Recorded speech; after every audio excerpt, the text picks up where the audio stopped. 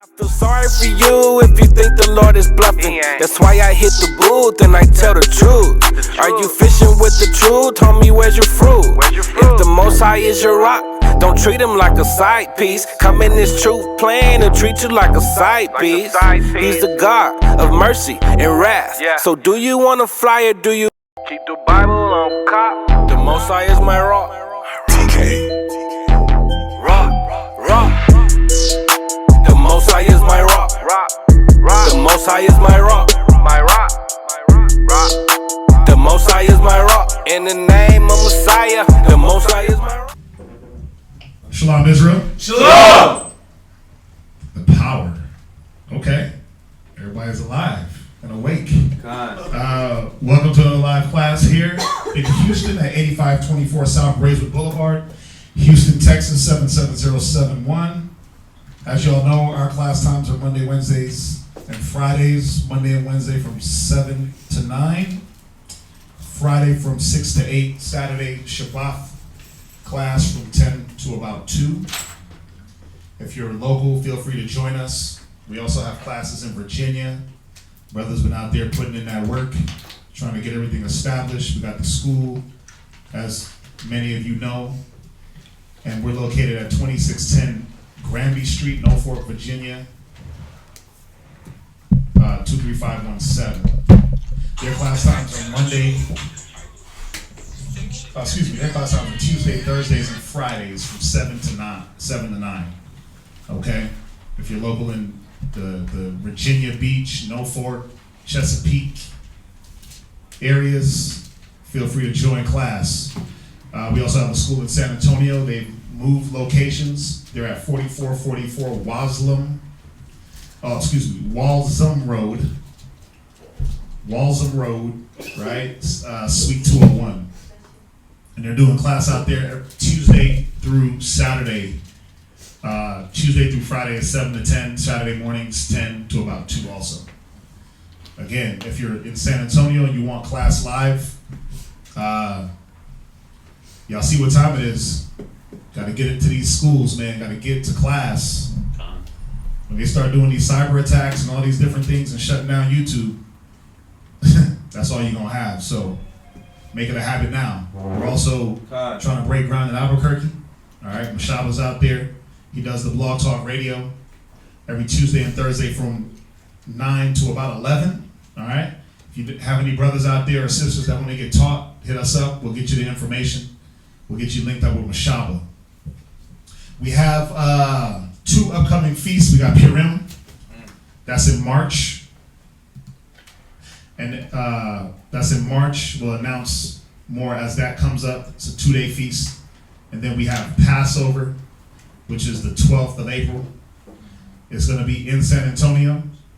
Okay? So make sure you, get your reservations, get your things set up, your hotel, whatever it is you got to do, your flight. That way you can make it to the Passover. Usually we host it here in Houston. We've been doing that for the last, 5-6 years? So San Antonio is going to take over the hosting duties. Okay? They got the location. We're going to provide the lamb and the grub. All right? You can watch us on YouTube as you are. Make sure you like, make sure you share, subscribe. Make sure you subscribe to the Virginia Live class. We got to get that up to 1,000 subscribers so that they're able to go live when they street speak and things like that. You know, YouTube with all their little dumb rules. You can't go live on YouTube unless you have 1,000 subscribers. So they want to make sure that you're legit. So they're at about 700. So let's get them up. Let's get them up there. So if you got questions, if you know anybody that has questions, you can shoot them the videos that we do of class out in Virginia. Okay? Israel Wear, they're not doing any orders until after the Passover. So if you like anything made outside of a Passover garment, that'll have to be on pause. The school department still has a few fringed shirts for sale. So if you want one of those, you can get with the sisters on that. We have kids class every Shabbat at 2:30 here in Houston. All right, so make sure If you got kids 12 and under, that you bring them into class. All right. Let's see here. If you need to reach a teacher, my number is 303-557-8979. You can reach Priest Kazakia out in Virginia at 281-707-2737. Or you can email us at isbhpk@isbhpk.org. Anything that you like to give, we got the Passover in San Antonio. We got to come with the lamb. That's going to be like $2,000. All right. So if you want to, y'all looking at me like, damn, that's a lot. But it's a lot of people to feed. We need like 10, 11 lambs, man. So, it's going to be about $2,000. So the more money we can get towards that, the more we can get, the more we can eat. If you'd like to help towards that, any donations or alms that you want to give, any vows that you vowed to give, as y'all know, we have the Wells Fargo account for the school. You can deposit it that way. You can send things via Google Wallets. And then, anything else that you want to give outside of any monetary donations, any books, pens, papers. Listen, we're looking for a new school. Now, I'm not asking anybody to give us a building, but what I am asking is this. If you're here in Houston and you happen to see any for lease signs with a building that can be seen from the street, just like how we are, at the main street, we're right here, you can see us. If you see any for lease signs, please, you can send that over to me. That you just take a picture of the number and shoot it to me. All right, we're trying to get as many contacts and calls out there as possible. I drove around for like 4 hours yesterday, just scouting out areas and making phone calls. Lock around, same thing. So the more eyes that are on it, obviously, the better.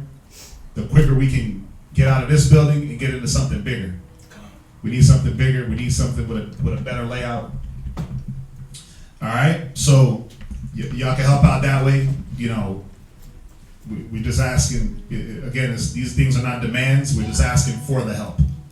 If you feel like you're part of the school, just like you would if you were, just like Joel Osteen's people, right? What do?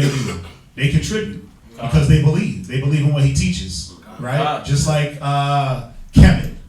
They believe in them brothers, they contribute. So all we ask is if you're sitting here, you're eating, y'all getting some fat classes. Kazakia's class last night, it was a good one. Y'all are getting 6 days of class, man. Some meaty information. So we just ask for a little bit of help. All right. We have a new brother, so that's gonna be it for the announcements. All right. So we had the new brother Ivory. He had a question about fringes. What was your question? I have my fringes, but I haven't been wearing them. Right. Because I haven't fully just committed, and I'm here now. Okay. So, do you feel like you're committed now? Honestly, I feel like I've always been committed. It was certain things that I was still doing. Right. Okay. So instead of perpetrating a fraud, I like that. Yeah. I like that because you have a lot of brothers that they'll do the very opposite. They'll throw on the fringes, they'll rock the beard, and then they'll point the finger, but they're still smoking cigarettes, right? They're still running around being whoremongers. They're still not willing to accept the fact that they have to change from those things. So I like that. You're real with yourself, right? And that's the problem with a lot of brothers, sisters too. They're not real with themselves to see that you can't perpetrate. You can't just throw on the fringes and all of a sudden you're righteous, right? You were gonna say something? Yeah. Just actually going to that scripture in Numbers 15:38. Yeah, I was. Yep. Mm-hmm. Right there with me. Go. Yep. Go there. Numbers 15:38. Numbers chapter 15, verse 38. Speak unto the children of Israel. Right. So first of all, he didn't say speak to the Jehovah's Witnesses. You know what I mean? Speak to the Boys and Girls Club. Speak to the cops. He said speak to the children of Israel. So this is not like wearing your fringes ain't like a membership card. All right. So like once you got your fringes on, that makes you an Israelite. The purpose of the fringes is right here. Watch, read it. And bid them that they make them fringes in the borders of their garments. Right. Make sure you tell them to put fringes in the borders of their garments. Now, something to understand, because I hear what you're saying, definitely. Now, we got to look at when it was administered to us. It was administered to the children of Israel just fresh coming out of Egypt. Huh? God. All right, so none of us perfect. I mean, shoot, the Most High was having to lay down laws for us like don't sleep with animals. Hey, two men can't sleep together. Don't sleep with your sister.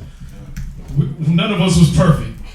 You understand? When you got to tell somebody some stuff like that, they've been messing up. God. You know what I mean? They don't stray way away from what Abraham was teaching, what Jacob was teaching. God. You see what I'm saying? God. So the equivalent of us coming out of here, out of this kingdom, is you walking through these doors.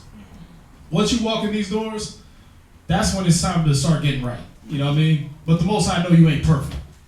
And he didn't administer this to a perfect people. All right, he administered this to the sinners. Some was doing wicked as hell. And he said, look, talk to the children of Israel and tell them to put fringes on their garments.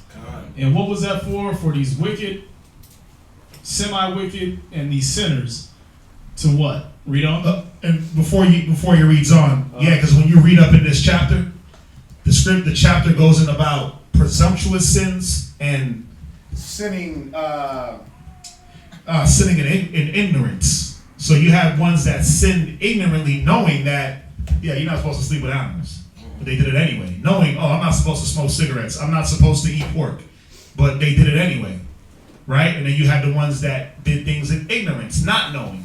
So when you read up, I always like to point that out, because then you can really understand that the fringes was the reminder to not do things presumptuously, meaning I'm just gonna go and just willfully sin. I'm just I know it ain't, I'm not supposed to smoke cigarettes and beat my woman and eat pork and defile the, break the law, but I'm gonna do it because that's how I feel, right? Or man, I might not know about these things, but let me ask. You see that? So the fringes were the reminder for you to, if you didn't know, ask, and if you did know, he that knoweth to do good and do it if not, is sin unto him. Right? So go just, I like the point that you said you didn't want to fake the front. Right? You didn't want to fake the front and just wear fringes and misrepresent the Most High, because that's not what it's about. It's not about just, like he said, throwing on a uniform and now you're an Israelite. Right? So go ahead. Read on. Make them fringes in the borders of the garments throughout their generations, and that they put upon the fringe of the borders of a ribbon of blue. And it shall be unto you for a fringe. Because let me ask you this: Does fringes clean you up? Does fringes change one's mind as far as now all of a sudden your conscience is clear? Because you have men and women that fringe with sin with fringes on. Right? So the fringes were the reminder to keep the law. But that wasn't gonna, because I have fringes, all of a sudden I'm sparkly, I'm clean. You still have men and women out there that claim Israel because they have fringes, but they still operate in that worldly mindset. Y'all understand that? God. So it's not about the fringe. It ain't about the beard. It's not about the head wrap. What was it about? Go ahead. That ye may look upon it and remember all the commandments of the Lord. Right. It's like the church always said, can't nobody keep all them laws. Well, that's because a lot of people can't memorize 613 laws. For some reason, you can memorize America's 4,200 laws. But right. You never get 613. You never get jailed for breaking the laws in Sugar Land, but right. Like you said, 613, that's way too much. Right. But if you didn't memorize them, you was able to look down and remember, hey, wait a minute, one of these laws is I can't sleep with this man's woman. Right. You know what I mean? Hey, wait a minute. Wait, one of these laws says I can't go ahead and jump up in this dog right here. Or if I didn't know, let me ask. Or if I didn't know, let me ask. Because you look down and it was like, whoa, wait a minute. I represent something greater than myself. See, that's what brothers and sisters don't understand, that the fringes ain't just a fashion statement. This ain't a fashion statement that the Most High was laying down like, you are the salt of the earth. Wear fringes to make you look good. It wasn't a fashion statement. This was the representation of what? Where you at? Go to Hebrews 10 real quick. Go to Hebrews 10 and verse 22. I'm loving what he said because, man, a lot of people don't think like that. They just think I want to be down with the Boys and Girls Club. Like this is a fad. It's a clique. It's a crew. A bunch of dudes running around just yelling at people. This ain't what it's about. Nope. The fringes represented this. Read. Hebrews chapter 10 verse 22. Go ahead. Let us draw near with a true heart. With a what? True heart. So the fringes represent that your heart was becoming true to the laws and statutes of the Most High. True to dealing with your brother, with your wife, with your children, with your nation. That you had the true understanding of what that meant. Read. In full assurance. In full what? Assurance. No, wavering. Assurance. No, I still don't know. Assurance. See, it was about a man being fully persuaded in his mind of his duty. God. And woman and child. God. Go ahead. In full assurance of faith. Right? Having our hearts sprinkled. See, this is what it was about, man. Having your heart sprinkled from what?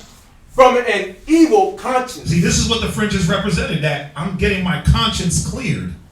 Right? The things that were causing me to fall in the past life, they're no longer causing me to fall because I'm putting those things off. God. I'm putting off the American mind, the American mentality, right? The worldly mentality, and I'm putting on my Israelite everything. Mind, garment, apparel. Go ahead. And our bodies washed with pure water. Go ahead. Let us hold fast the profession of our faith. Right, because this was what it was about, man. Holding fast to the profession, the work of keeping the law, the work of being there for your brother, loving your brother as yourself. That's what the fringes represent, that you love your brother more than yourself. No greater love that he had that he laid on his life for his brethren. God. That a man laid on his life for his brothers. That's what the fringes represent, that I see you with a fringe, you see me with a fringe, I'll die for you. God. I'll put my life on hold to make sure that you got something better. God. That's what that's about. A lot of men ain't ready for that. A lot of women ain't ready for that. They're like, yeah, it's cool. It looks good. Oh, you got little tassels? Oh, yeah. Oh, you got little tassels? Where you get those from? Right? And next thing you know, man, listen, if y'all don't know, they're trying to make Israel into a trend and a fashion statement. And it's way more than that. It's deeper. They say it's deeper than rap. Right? And the problem is, it ain't like the powers that be are trying to make it a fashion statement. It's niggas in Israel. Yeah, it's us. You know what I mean? That are doing exactly what you're afraid of, which is good that you got that fear. But they doing that. They putting on the fringes. They putting on the beard, and it's a fashion trend today. They getting a little attention, but you got to know this. You finished that scripture? Read one more time, or finish it up. Verse 23. Let us hold fast the profession of our faith. Right. Without wavering. Without what? Wavering. Go ahead. For he is faithful that promised. Right. Right. So that it's not a fashion statement. So that it's about faith. Right. It is. Read Zechariah 8:23. And because fashion statements and trends, they're just that. They're trend for a moment, then they fade off. One minute you wearing fringes, next minute you wearing an eye patch with your pants on backwards. Or a kufi. You got brothers that'll go from the kufi, right? I'm Kemet, I'm Conscience, to the Christian wear, the tie, right? To the I'm a dope boy, pants sagging, to I'm an Israelite, right back to I'm a dope boy. And you ain't none of those things. And you ain't, you're none of it, but then you'll be the dope boy with the fringes on. You try to mix them all in because they all look cool. So, I know we kind of going a little bit hard at it, but it's important for brothers and sisters to understand. Yeah, this is why. Read that. Zechariah chapter 8 verse 23. Thus saith the Lord of hosts, in those days it shall come to pass that 10 men shall take hold out of all languages of the nations. Go ahead. Even shall take hold of the skirt of him. Take hold of the what? Skirt of him. Right, or the fringe. That's what's on the skirts of your garments. The skirt just means the edge. So they're going to be grabbing onto the edge of your garment, your fringes, right? Go ahead. For their life. Yeah. Let's read. That is a Jew, saying, we will go with you, for we have heard that God is with you. Right. They're going to expect answers from you, man. When you read Isaiah chapter 2, they're going to be coming to the Jews for answers, man. When they see them fringes, first question, of course, is, what is that? What's this about? What are those? Can you explain that? That's why we gave you the Numbers 15:38. Because you got to be able to explain that. Like, hey, this is why I wear my fringes. Otherwise, you're just going to be stuttering like, me and these brothers just wear that. That's what it says. It's not a boys. That's what it says in Peter's. Be ready to give an answer for your faith. There you go. So 3:16. Yeah, a lot of women can't break down and show why they. Like you should be able to ask a sister, why do you wear the hair wrap? It shouldn't be because my husband said so, because he didn't say so. Why do you wear the fringes? My husband said so. No, he didn't say so. The Bible says so. Can you do that with any of these fashion trends? Like, hey, why you wearing skinny jeans? I'm gay. You know, like what else can they say?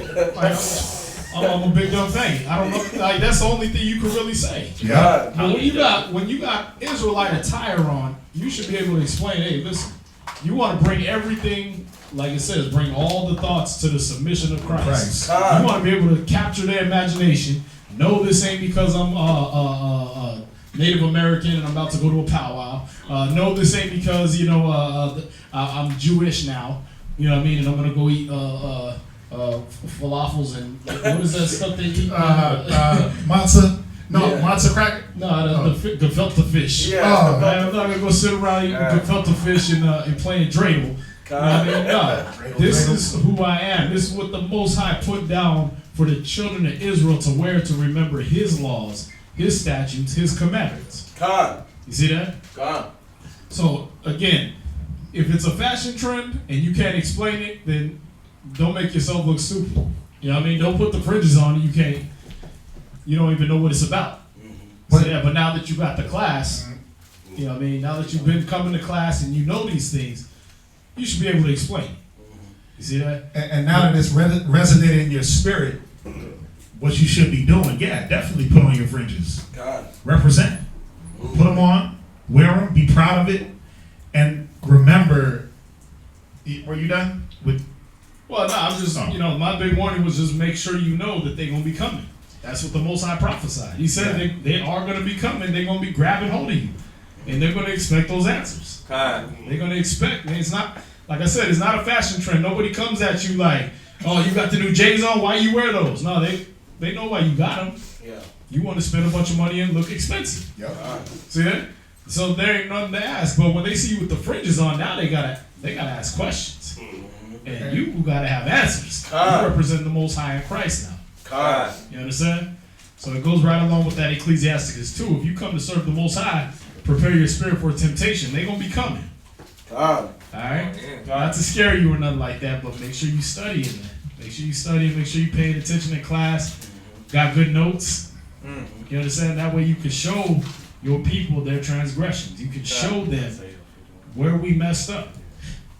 Can I get one more? And then we'll get into the class. Go to Hebrews 12:1.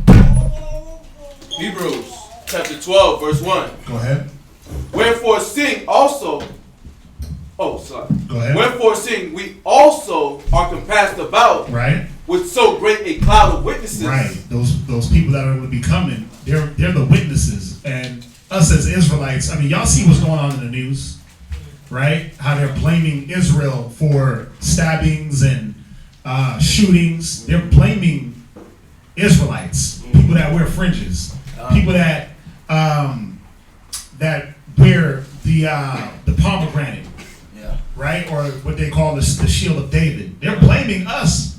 They're gonna start putting more of the blame of the negative on us, right? So what does that mean? They're sitting back and they're watching. Wait a minute, he got those fringes on. Let me step back and look. Now, it's not just being ready to teach verbally, but it's through an example. The way we carry ourselves gotta step up. So if you're wearing those fringes, what are they looking at? Well, they're looking at how you act. They're looking at you preach one thing, but you say another. You preach a good one, but do your actions measure up to what you talk? You sisters, You're running around, head wraps, long skirts, but you can't be the Israelite on the outside and in the thought at work. And you can't just be an Israelite in the classroom and then outside the class, it's like you a thought, you a pimp, you a player, and a thug. It doesn't work like that because that's what they're looking for, the inconsistency. Because they're going to pull it and say, wait a minute, where's that in the Bible? Read on. Wherefore, seeing we also are compassed about with so great a cloud of witnesses, Right. let us lay aside every weight. Let us do what? Let us lay aside every weight Go ahead. and the sin which doth so easily beset us. See, those sins and those weights, those things that beset you and make you waver and go back and forth and second guess and second question. Oh, I don't know if this is for me. 1 minute it is, 1 minute it isn't. 1 minute you know and you're sure and you'll die for Christ. The next minute you just gotta you don't know, Christ ain't with you, he hates you. Those things that easily beset you, you gotta drop those weights, man. You gotta drop, and I'm not just speaking to the brother, I'm speaking to all of us. You gotta drop the pride. You gotta drop the hatred for the next man. You gotta put down the drink, the cigarettes, the ganja, the bad doctrine. We gotta put those things down because people are looking. And when you put those fringes on, the first people, family. Yeah. Because you're gonna be teaching them, hey, get right, get right, get right. They're looking for you, how right you are. They're looking to see, is this guy a hypocrite? Is this sister a hypocrite? You telling me get right, but all you talking about is Cardi B. All you talking about is worldly things. Where's the spiritual talk that comes from you? Where's the spiritual exhortation? So they look for the example, and a lot of people are looking for us to fall. Read. And let us run with patience. Let us what? Run with patience. What else? The race that is set before us. Right, and that's what we all have to remember. Going right back to that Hebrews about the faith and not wavering. Being ready to run this race. All right, so everybody get that? Con. Any? Hey, I gotta say this though. What I do love about just going off of Kazak's class from last night too, but what I do love about Trump right now is that when all this heat started coming up against us, against Israelites, he went and took it all off of us too. He took all the heat off. Like, okay, so a couple of us supposedly shot up this deli, right? But who started Iran? Who started World War III? Was that us? He definitely took the heat off us for a moment. He definitely did that for a moment. But it's still coming. It's still gonna come, and we gotta stay vigilant. We gotta know. You gotta know that you know that you know, and you gotta know that the Most High in Christ is real, man. We are ambassadors of Christ. And that's what we have to remember. All right? So, yes, definitely, brother. Put on your fringes now that you know, now that it's in your spirit. That's first and foremost. If you feel spiritually inclined, like the Bible says, it's the spirit that bear witness. Yeah, do it. It should be a motivation that now that you're becoming an example, that you wipe away whatever it is that you were doing in that past life. All right? All right, so I don't see any questions online. I was just trying to hit a quick question or two. Was there anything else? Nah. All right, well, I'm gonna let the brother get into his class. All right, so what are we going over today? Well, we're going over today. We're gonna go through a little history. And we're going to find out about generational curses. Is that a thing? And we hear about generational curses. And we also see the repercussion of these curses. Most of y'all know about, the curses in Deuteronomy, chapter 28, and we see it in our people. But is that a generational curse? Do all these curses have to happen to us? Or is there even such a thing? Generational curses. Like, you don't read about that in the scripture. No, you don't. You don't. And we're gonna hit again. We've been hitting a lot of Kazaki went over the whole thing that's going on in Iran, right? We've been hitting spiritual classes. So y'all need this. Y'all need these histories. We're gonna be reading about a few different kings, all right? So y'all need this. Y'all need the history, man. We trying to make it more balanced. The classes that we give y'all. God. So we're gonna be hitting a lot of history, and it's gonna be mixed in with this topic. And the history is good. You need it. Y'all need to know just how they pump to you. How many presidents are there? 42. How many presidents have there been? 45, 47? I don't even know. I don't care. But how they pump that to you in school, like the first president all the way to the current.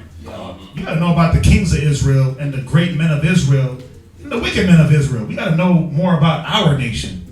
So yes, that takes a little bit more reading into the history, Chronicles, Kings, those books that some say are boring, right? But we have to get into it to be more well balanced and versed in the wisdom. So where are we gonna go?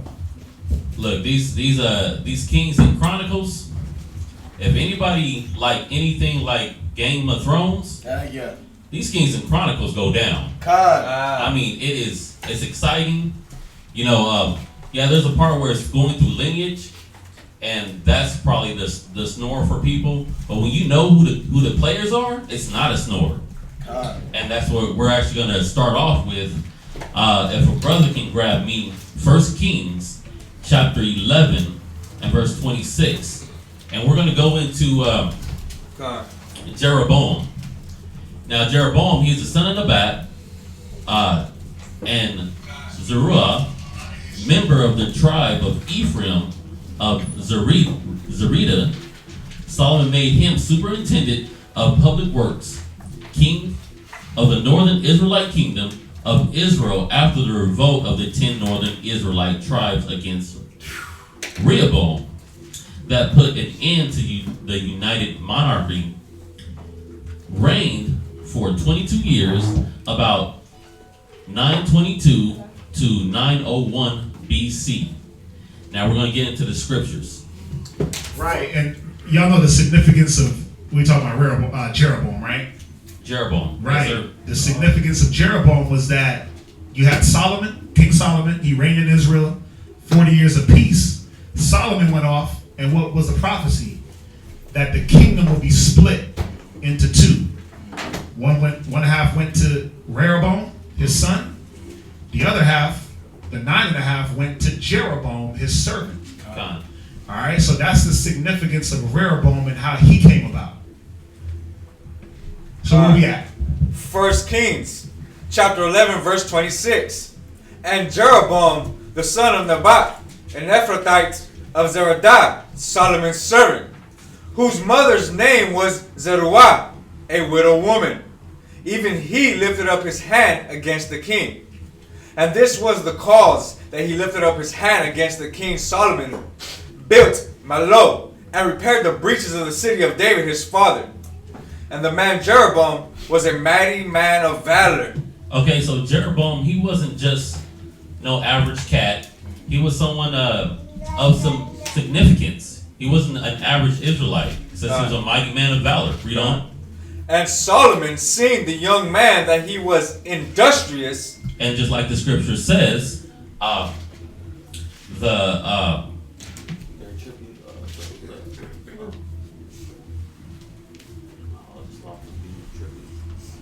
yeah. Yep. I'll get it. Yeah. No, I'm gonna call it wrong. Diligent shall bear rule, and Kazaki's the favorite scripture. slothful shall be under tribute. Right. And so he was an example of being diligent. It said he was industrious. He moved forward. He kept being progressive. Read on. he made him ruler over all the charge of the house of Joseph. Go ahead. And it came to pass at the time when Jeroboam went out of Jerusalem that the prophet Ahijah, the Shilonite, found him in the way. And he had clad himself with a new garment. And they two were alone in the field. And Ahijah caught the new garment that was on him and rent it in 12 pieces. And he said to Jeroboam, take thee 10 pieces. For thus saith the Most High, the power of Israel. Behold, I will rend the kingdom out of the hand of Solomon, and will give 10 tribes to thee. So that's where the synopsis that Quadazab kind of gave the overview about. I didn't know you were gonna go there. My bad. Go ahead. Oh, you added that somewhere else? No. Oh, that Quadazab went over, just showing that the prophet prophesied, hey, because of where Solomon's at and his doing, the kingdom is going to be rent, and you're getting 10 tribes of the kingdom. But there was a formula that he needed to stick by. There was something that he needed to do in order to be prosperous in what the Most High had set him up for. Jump down to verse 38. Verse 38. And it shall be, if thou wilt hearken unto all that I command thee, and wilt walk in my ways, and do that is right in my sight, to keep my statutes and my commandments. To do what? To keep my statutes and my commandments. Go ahead. As David, my servant, did, that I will be with thee, and build thee a sure house, as I built for David, and will give Israel unto thee. So he had to follow the law, statutes, and commandments. He said as David did. He had to have his head in the book. He had to know what this was about, and he had to follow this. If not, well, we'll get to that. Jeroboam, he ended up making idols. Yeah. He made idols. He wanted to captivate the people's mind and hold their brain and manipulate them so that they don't venture back to be with the southern kingdom. From there, go to 1 Kings chapter 12 and verse 26. 1 Kings chapter 12 verse 26. And Jeroboam said in his heart, now shall the kingdom return to the house of David.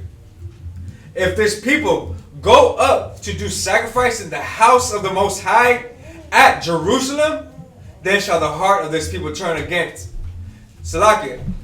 Then shall the heart of this people turn again unto their Lord, even unto Rehoboam, king of Judah. So he wanted to make sure that these people didn't even have the influence of the Most High. He wanted them to stop doing what they were used to doing. It says, hey, you know what? I gotta come up with something. Think about these people that come up with these different religions, these different ideologies. God. I gotta come up with a way to keep these people's minds captivated in what I got going on. Read on. And they shall kill me, and go again to Rehoboam, king of Judah. So what was this showing about Rehoboam? This little part we just read, it says they shall kill me. He was scared. Yeah, he was faithless and he was fearful. Ooh. Now, if you believe in the Most High, you're not gonna set the people to do evil to preserve your life, right? You going a righteous king, a righteous man is gonna do right, and trust that the Most High is gonna save him, that the Most High is gonna protect him. Because again, remember, the Most High didn't give any man a license to sin or to do wickedly. Yeah. So his excuse that, the people are gonna kill me, bro, throw that out the window. Throw that out the window and just do right. Go ahead. Verse 28.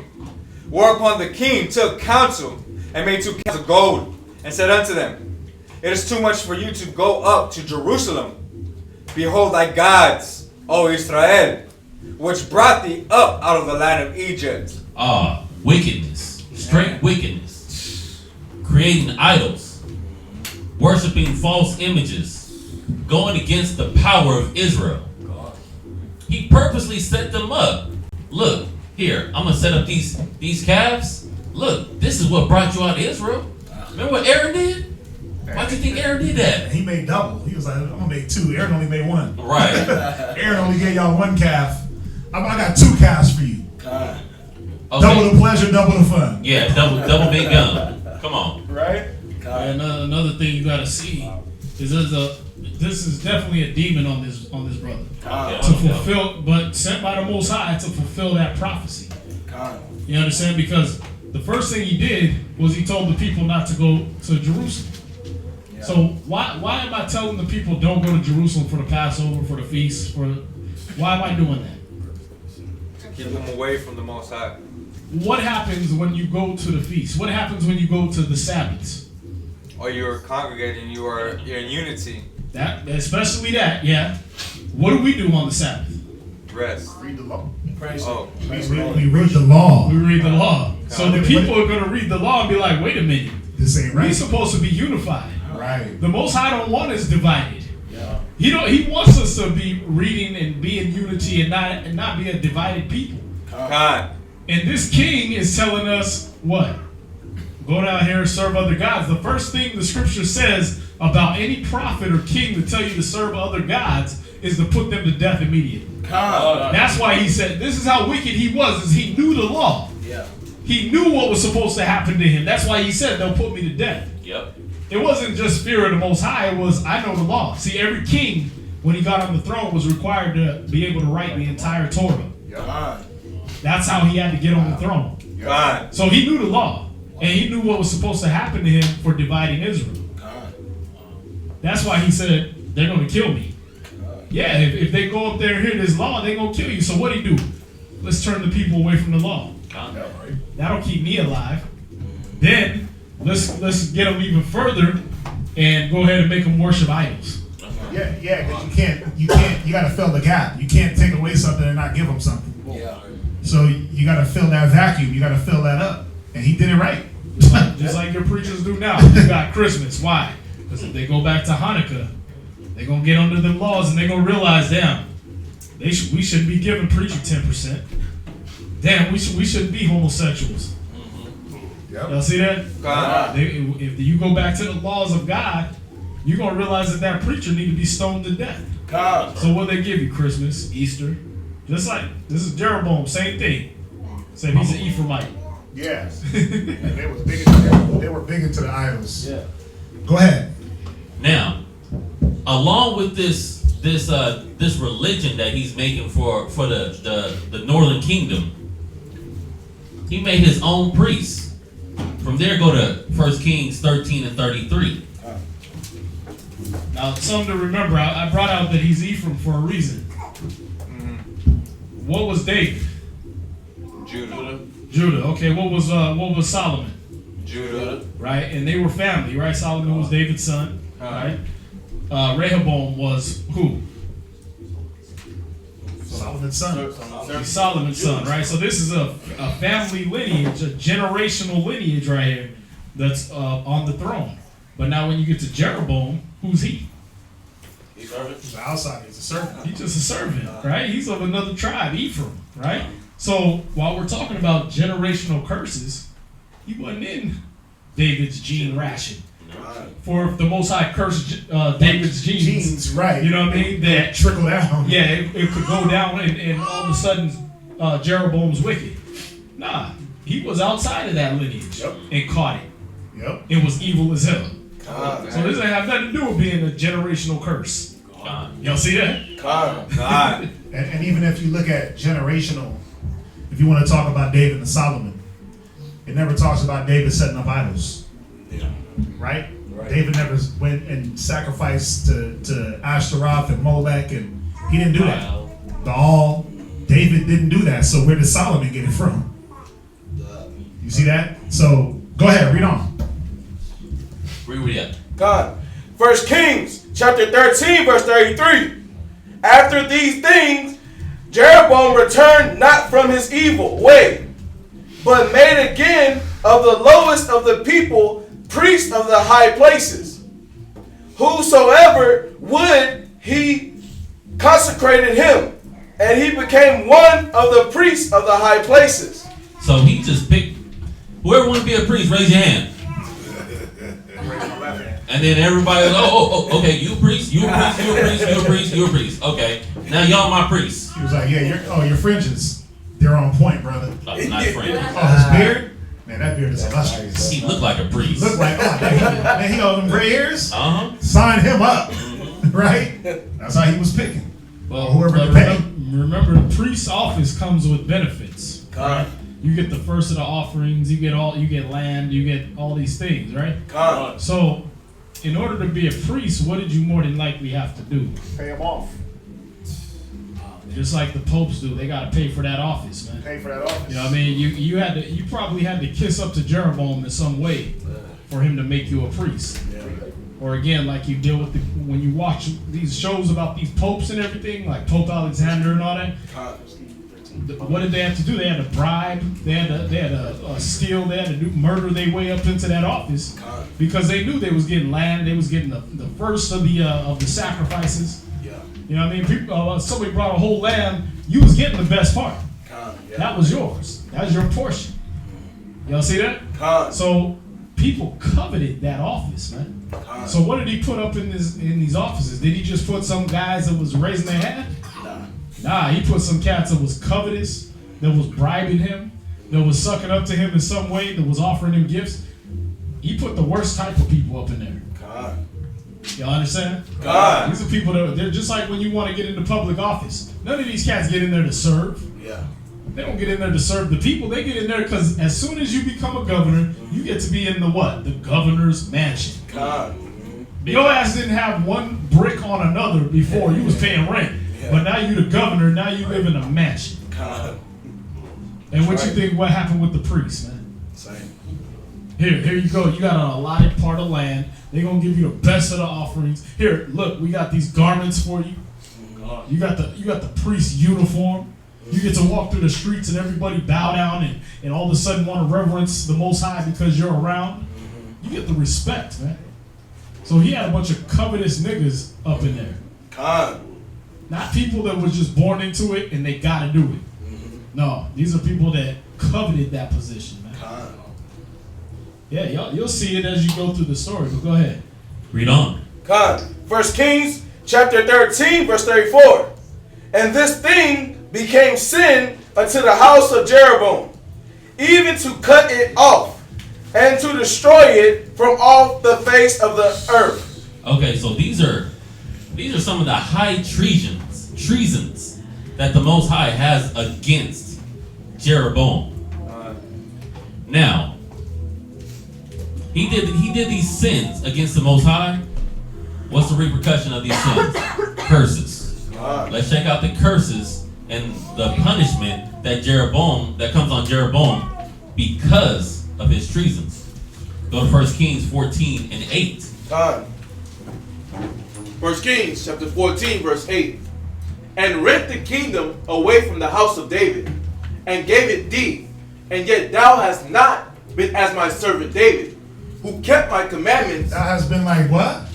And yet thou hast not been as my servant David. Right. See, the Most High was comparing the two and saying, well, David moved this way. Now, we went through a class on David on Monday. Yeah. And David had his mess ups. And he was still, the Most High said he's a man after my own heart. So the Most High was looking at David as the standard of what a king should be, because who was before David? Saul. Who? Saul. And what standard was Saul at? Worse. Saul was, man, we did a class on Saul. He was treacherous. Yeah. He hated his brother. He was a murderer. Yeah. He passed the blame. Saul, he was a liar. Saul had a lot of characteristics about him that they highlighted how Israel was operating as a nation. Most High said, I found a man after my own heart. He throws David up. David, he did what he did, right? The adultery, the murder, the numbering the people. He repented. He moved forward. Followed the Most High wholeheartedly. The Most High said, okay, David, you're the standard. You're the standard for kings. I mean, we only had two. We only had two. But even if you look at David, and you look at his rulership compared to Solomon, compared to all these other kings that followed, David was the standard, bro. David was the standard of a king that went out to battle, first one on the field, last one off. No fear, right? Trusting in the Most High, doing what was right for the people. Solomon did it too, right? But we know Solomon's end. And that's what we focus on, is Solomon's end, really, because, I mean, it's not hard to forget. And that's his last acts. You're gonna really, you're gonna point those things out. When he got old, he went off. Right? Not taking away from the good that he did, but when you look at David was the standard of how to hold that crown. That's right. Right? Go ahead.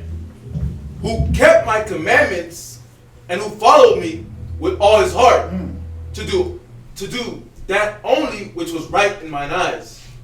But hast thou done evil above all that were before thee? For thou hast gone and made the other gods. So he's saying, man, you already tricking off on me. I put you up and then you trick off on me. God. You wanted to go be with other gods. Mm-hmm. I'm the one that put you in the power. Yeah. And now you want to be with another god? Come on now, read. And molten images. Go ahead. To provoke me to anger. To provoke him to what? To anger. Which brings the curses and the punishment. Read on. And has cast me behind thy back. Read. Therefore, behold, I will bring evil upon the house of Rehoboam, and will cut off the house of Jeroboam. Now these are the punishments.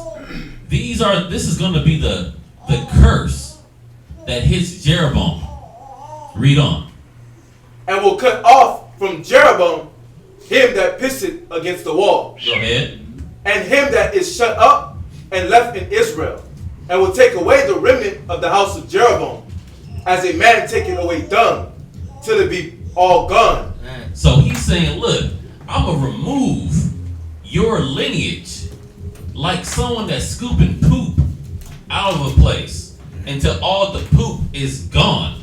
I'm trying to get rid of all the filth of Israel because you're bringing this on. Yeah, I'm not going to let this mind state, I'm not going to let that go on to the next generation. Because all it was what a man saw, he mimicked. So you had the opportunity to do what? Mimic the good or the bad. The scriptures say to covet the best gifts. Now Rehoboam could have coveted all the good that Solomon did and said, you know what? This is how Solomon fell. Let me stay away from the idol worship. But what did he do? He said he did more wicked than any king. He was worse than Saul. God. Come on. That's terrible. Think about that. How do you get worse than Saul? Saul tried to literally throw javelins at David and kill him. After he was bringing him back to life. Yeah, he had David on the run for years trying to murder him. How do you get worse than that? Well, putting those gods, thou shalt have no other gods before me. Right? Come on, ain't that the first of the 10? The Most High doesn't take kindly to that. Go ahead. So also, you're going to drop that? Someone give me Ecclesiastes chapter 10 and verse 1. He was the leader of the people. He was the one that was showing them the way. He the first one that set up the calves. Said, hey, worship them. Told them why they need to worship these calves. We didn't hit it, but you can go back and read it for yourself about Jeroboam. He also set up a feast to keep people from going and doing the Passover. Yeah. So, read where you're at right now. Ecclesiasticus chapter 10 verse 1. A wise judge will instruct his people. Okay, a wise judge is supposed to instruct them on doing the wise things. Where's the scripture is the book of wisdom. The scripture says this is your wisdom and your understanding in the sight of the nations. Read on. And the government of a prudent man is well ordered. Go ahead. As the judge of the people is himself, so are his officers. And what manner of man the ruler of the city is, such are all they that dwell therein. So that was the state of Israel at that time because we followed Jeroboam. Read on. An unwise king destroyeth his people. So we were destroyed by following him instead of following what the Most High says to do. Instead of following what the scriptures say. We went to this, we go to this lots of times. Let remiss no man against your soul. Ecclesiastes 4:11. Ecclesiastes 4:11. So 4:22. 4:22. Yeah, my bad. And that's what we were doing. Instead of saying, what does thus say the Lord? So in the process of doing this, we're getting hit with these curses. Not just Jeroboam, but the whole nation of Israel is getting hit with these curses. God. Read on. Now think about this. He said this is what's going to hit Rehoboam's house, right?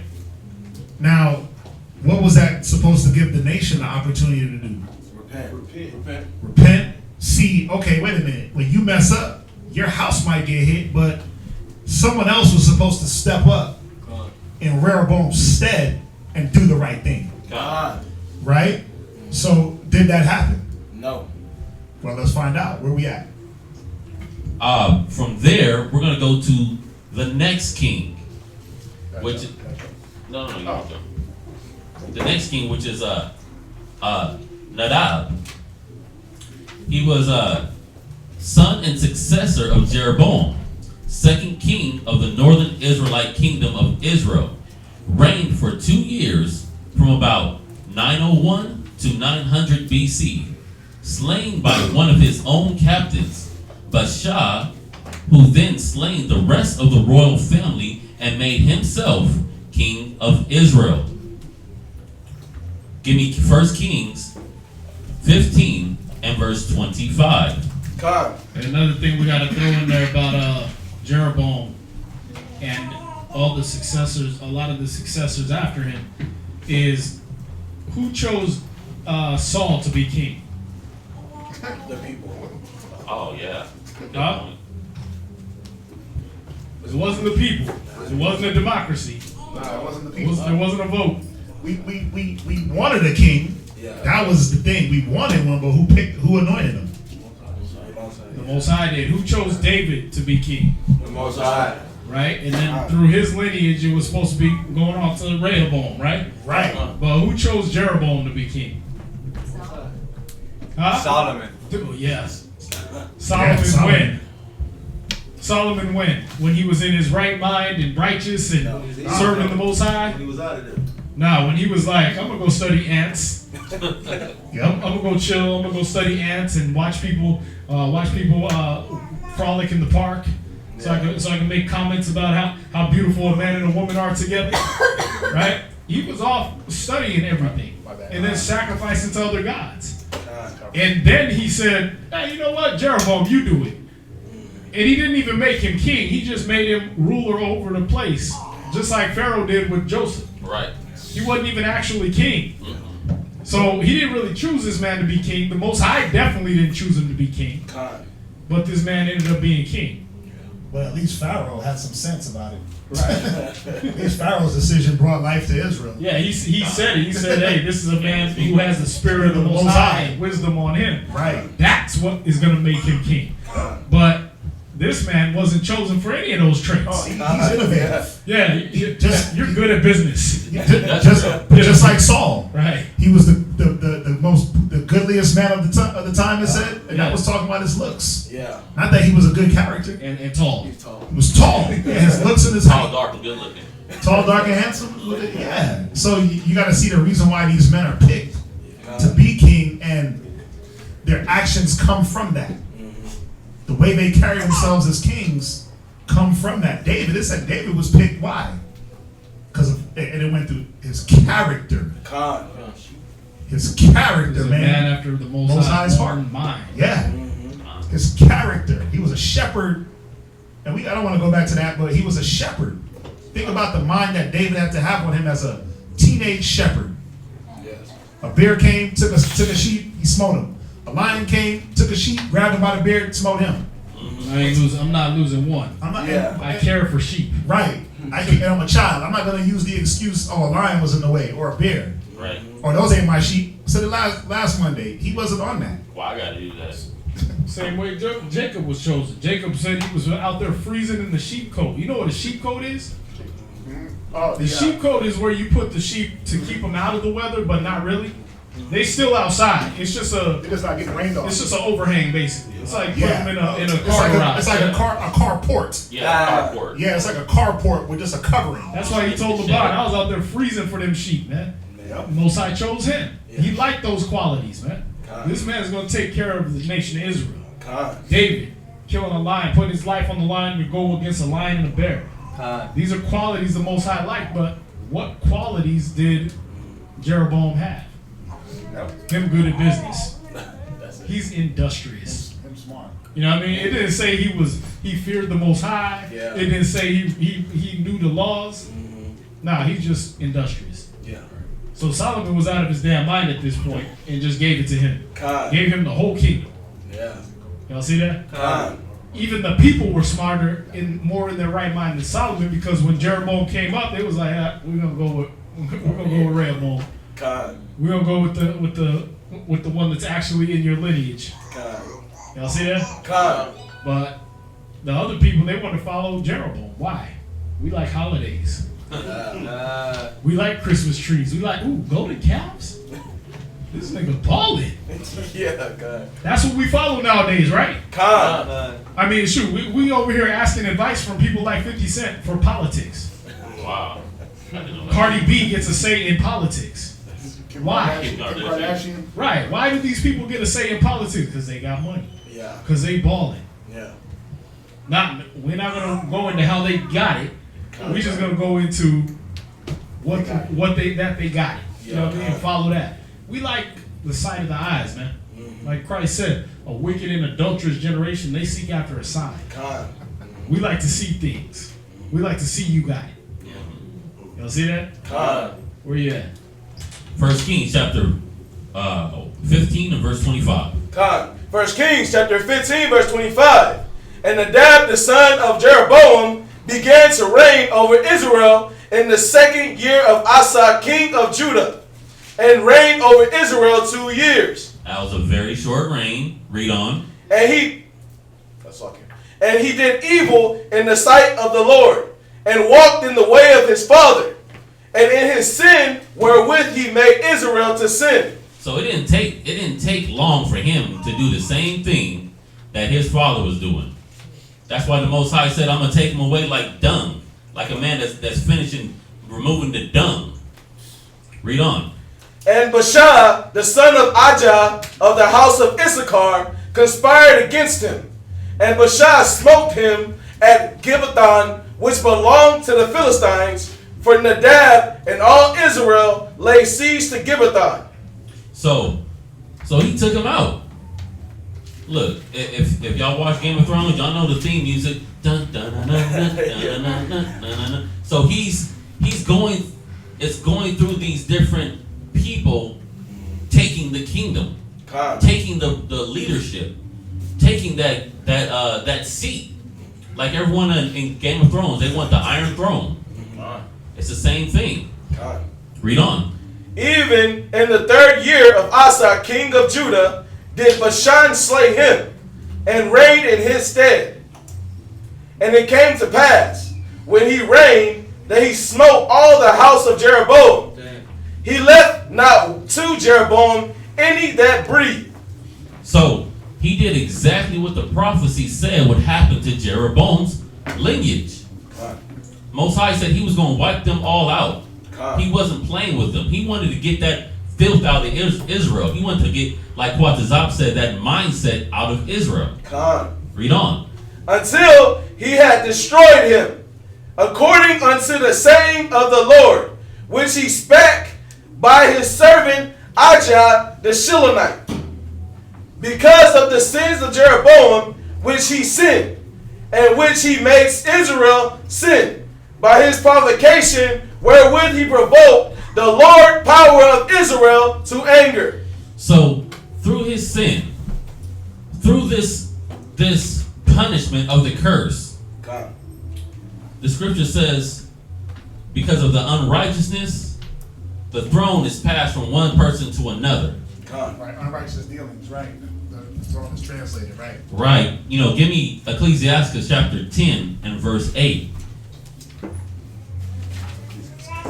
Ecclesiastes chapter 10 verse 8. Read. Because of unrighteous dealings. Because of what? Unrighteous dealings. Go ahead.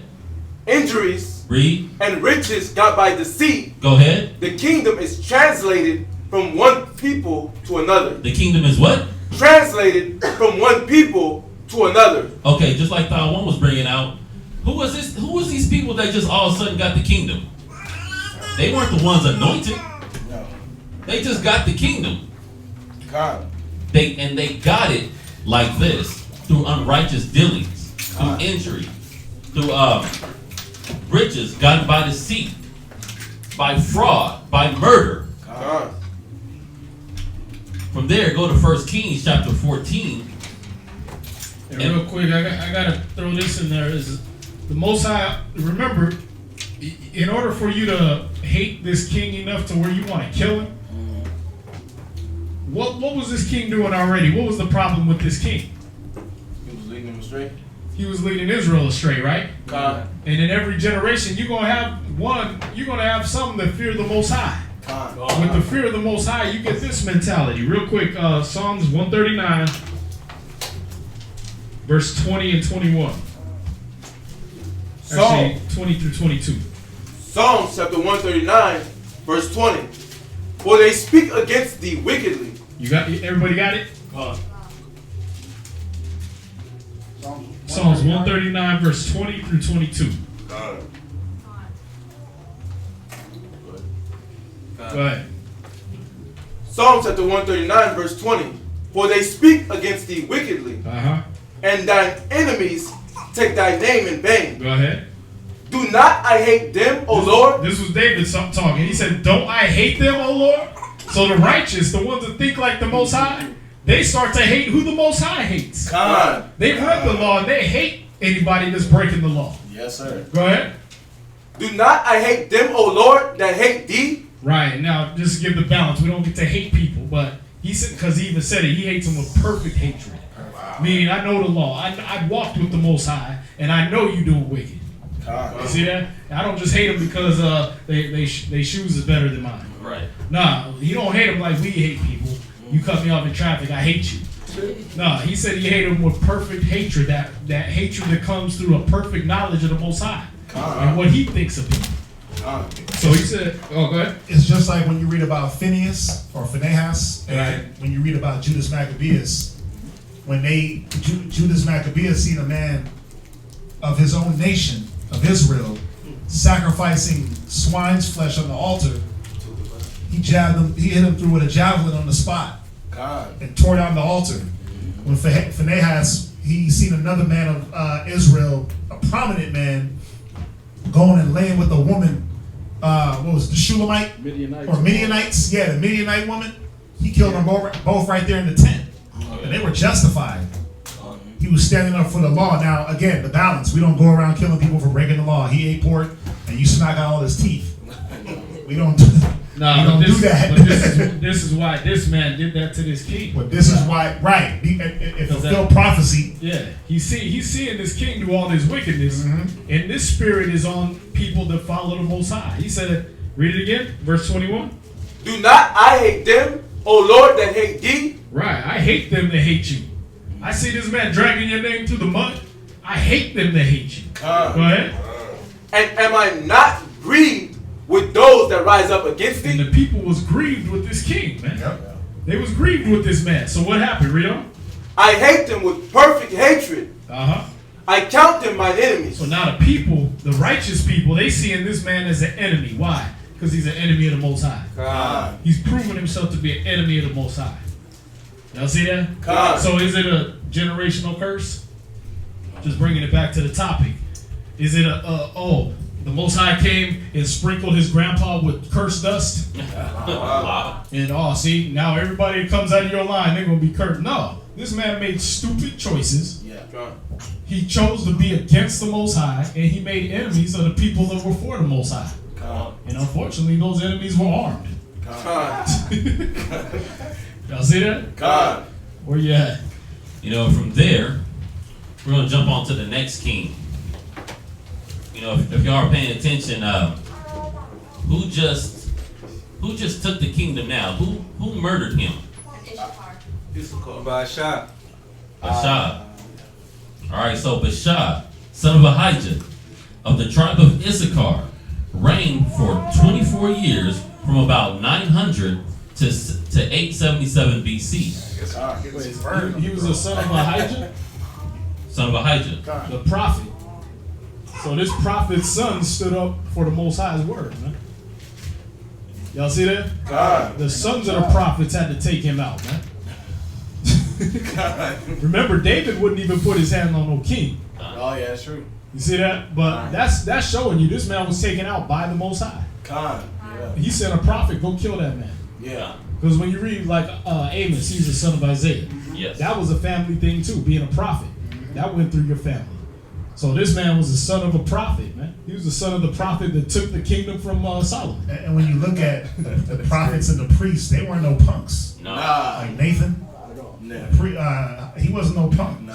Samuel. He wasn't no. They weren't just like these old decrepit men that when they do a Netflix series on the Bible, you see an old bald white man that can barely walk and his robe is just dragging behind him. He's tripping over his own robe. No. These dudes were beasts, slaying men with the sword, man. So they stood up. They had to be men of stature. They had to be strong in the mind because everything else was coming up against them. The people, spirits. They listen. They were the mediator between the Most High and man. So think about how much their spirit had to be in there, physically and mentally. I looked up their names, and Ahijah means the brother of the Lord, and Baasha, his means he that seeks and lays waste. He that seeks and lays waste. That's fitting. That's a cold cut. I'm using that name. Right? He that lay of waste. Right? The wicked. Go ahead. Where we at? Okay, so he reigned 40 years from about 900 to 877 BC. So Issachar was in there. Came into power by murdering previous king Nadab. Prophet Jehu foretold the destruction of this dynasty, which came to pass by the assassination of Bashan, Bashan's son Elah. Excuse me. Okay, so from there, go to 1 Kings chapter 15 and verse 32. 1 Kings chapter 15 verse 32. And there was war between Asa and Baasha, king of Israel, all their days. Go ahead. In the 3rd year of Asa, king of Judah, began Baashan, the son of Ahijah, to reign over all Israel. Ahijah, Slakia, to reign over all Israel in Tirzah 24 years. Go ahead. And he did evil in the sight of Yahweh, and walked in the way of Jeroboam, and in his sin wherewith he made Israel to sin. Okay, so there we go again. Another king falls victim to the, I'm gonna call it the plan of unsuccessfulness of Jeroboam. It's like, oh, Jeroboam captivated the people like this. Jeroboam kept things running like this. He reigned for X amount of years. Well, let me just try the same program that he did, instead of going to the book and saying, let me do what the Most High said. That's why the scriptures call them blind guides. Because it's like you couldn't sit back and see what Jeroboam did and how he ended up. Right? I mean, I know we sit back and say, well, if that was me, right, I would have. Well, you don't know what you would have did. Because look at these men. They were there and look at what they did. They saw Jeroboam fall, and said, you know what? I want to be just like that. Why? What was it about them that they were seeking after? Power. The shine. The what? The shine. Yeah, the shine, the vainglory. It wasn't about retaining the Most High. It's men pleasing, man. Men pleasing. I want to please the people, right? Because I'm worried about them killing me more than it was just one righteous man that killed the previous king. Right. But the people liked him. They was all down. You know what I mean? Yeah. So I want to keep the love of the people rather than the love of the Most High. Well, this is the thing. It's like Saul. When Saul blamed, when the Most High told Saul, go kill the Amalekites. Right. And he said, well, the men, they made me take all the sheep. But what type of men are you surrounding yourself with? Well, as the king is, so is his officers. So Saul was off. He picked men based on their beauty and stature, not for their virtue and for their willingness to serve the Most High. So my thing is, man, you better put faithful men around you that are going to defend you if you stand up for righteousness, because that's what you need, right? If a man, woe to him that's left alone. If he fall, who's going to be able to pick him up? A brother is born through adversity. So in all aspects, these dudes weren't thinking. It's like, oh, I'm going to put men around me that are just as wicked and covetous and prideful and hateful as me. But then if I try to do good, they're not going to turn. And they're going to be looking to slay me. That's what happened with Saul. Yeah. When you read into Saul, that's what happened with Saul. His men were just like him, so he couldn't even afford himself the opportunity to do against what they wanted. Going about that man pleasing. He had to please everything they wanted. You want sheep? And we ain't supposed to take them? You know what? Y'all got it. Oh, you want to say that? Y'all got the king. Y'all got it. Y'all want riches? Y'all got it. What can I do? It's nothing. So can we say, like, in carnality, these men were not seeking after righteous counsel? That's why things like this were a domino effect and chain reaction of just... Yeah, it's all carnality. Because even when Rehoboam had the chance to take righteous counsel, he took the counsel of the homeboys. Yeah. Compare every king to David. That's why he's the standard. Right. Compare every king to him, man. When David had a choice of whether he was gonna please the people or please the Most High, he pleased the Most High, and in doing that, the Most High made his enemies be at peace with him. You understand? Yes. But when Saul when it came down to him whether he was gonna please the people, he feared the people more than the Most High. See that? Like, David could roll in the Philistines' land, behind enemy lines. They was at war with the Philistines at the time. Yeah. He's over there hanging out with the king of the Philistines. The king wants him in the battle. In the battle, like, come fight for us. Fight with us against your people. The other lords had to tell him, like, hey, man, if we put him on our side, what if he starts slaying us? Right. You know what I mean? But he liked David so much, he forgot about they were enemies. Y'all see that? Yes. But what is the problem when you got your own people killing you? Your own people want to kill you, man. It shows the Most High's disdain for you, though. Yeah. He ain't with you. He ain't with you at all. Y'all see that? It says when a man's ways please the Most High, he'll make even his enemies to be at peace with him. David lived that. David put all his trust in the Most High. These kings, they put their trust in the people. It was like just like now, right? They do it for what did they have it? The popular vote. Oh yeah, the popular vote. They check the polls daily. There you go. How do people like me? Oh, I tweeted this and they acted like this, so let me tweet something else. Let me change according to what they want. Nah, you the king. They supposed to change according to what you will. You see that? That was Saul's problem. The people brought his enemies. Hey, these are the ones that that didn't want you to be king. He was like, no, nobody's gonna die today. Nah, you should have beheaded all of them, just like David. Right there on the spot. You know what I mean? Right there on the spot. When that dude was cursing David, throwing rocks at him. When David was on his deathbed, he told Solomon, you know what to do with this dude. First thing David did, get Benaiah, go kill him. We don't put up with no insurrection. That's what a king does. But Saul, he had that weakness. These men, it was just, oh man, the people gonna kill me if I act like that. I started enforcing the law. I started telling a bunch of rowdy ass Benjamites, you can't be homosexuals. You can't be raping priests' daughters. They gonna rape you. I'm done. I get on the throne and I start trying to enforce the laws. Like, hey, y'all can't be worshiping that golden calf. We're going all the way to Jerusalem. What the hell? Passover. It's done. That's done. But if they would have enforced the rules of the Most High would have defended them. Just like he did with Moses, right? They came up against Moses. Whole earth just opened up and swallowed him. The Most High defended him. Serpents came out, bit him. All types of things happened. Neighbor stabbing through neighbor. The Most High defends his anointed, his righteous.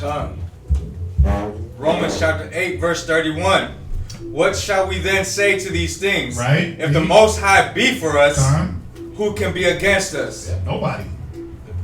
If you stand, we always say you got to stand on your square. This is for brothers. The same thing. You know, sometimes you have that discord in the house.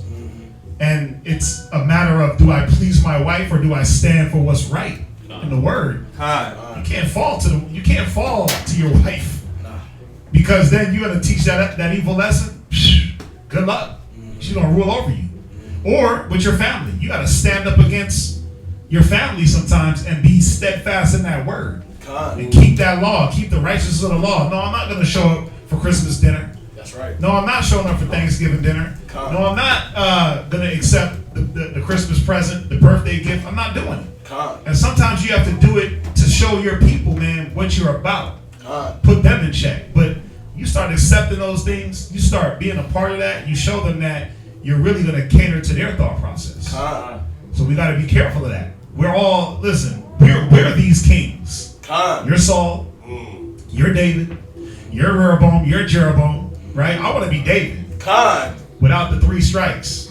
Right? I don't want to be Rehoboam and Jeroboam. They were dumbasses. I don't want to be these other kings. They were stupid as hell. Right? And then we got some righteous kings that stood up. I want to be those guys, man. I don't want to be the guy that, a gift destroyeth the heart. They gave gifts, so his judgment was perverted. I don't want to be that guy. I want to be the guy that said, nah, wait, what does the Most High say? Right? So where we at? So, as we're seeing, just from this block of scriptures, that the curses are not a generational curse. These are men that are choosing to go against the Most High. Thus, a curse come upon them. Does that make sense? So what you're saying, what's generational is the ass woman. It's a generational punishments.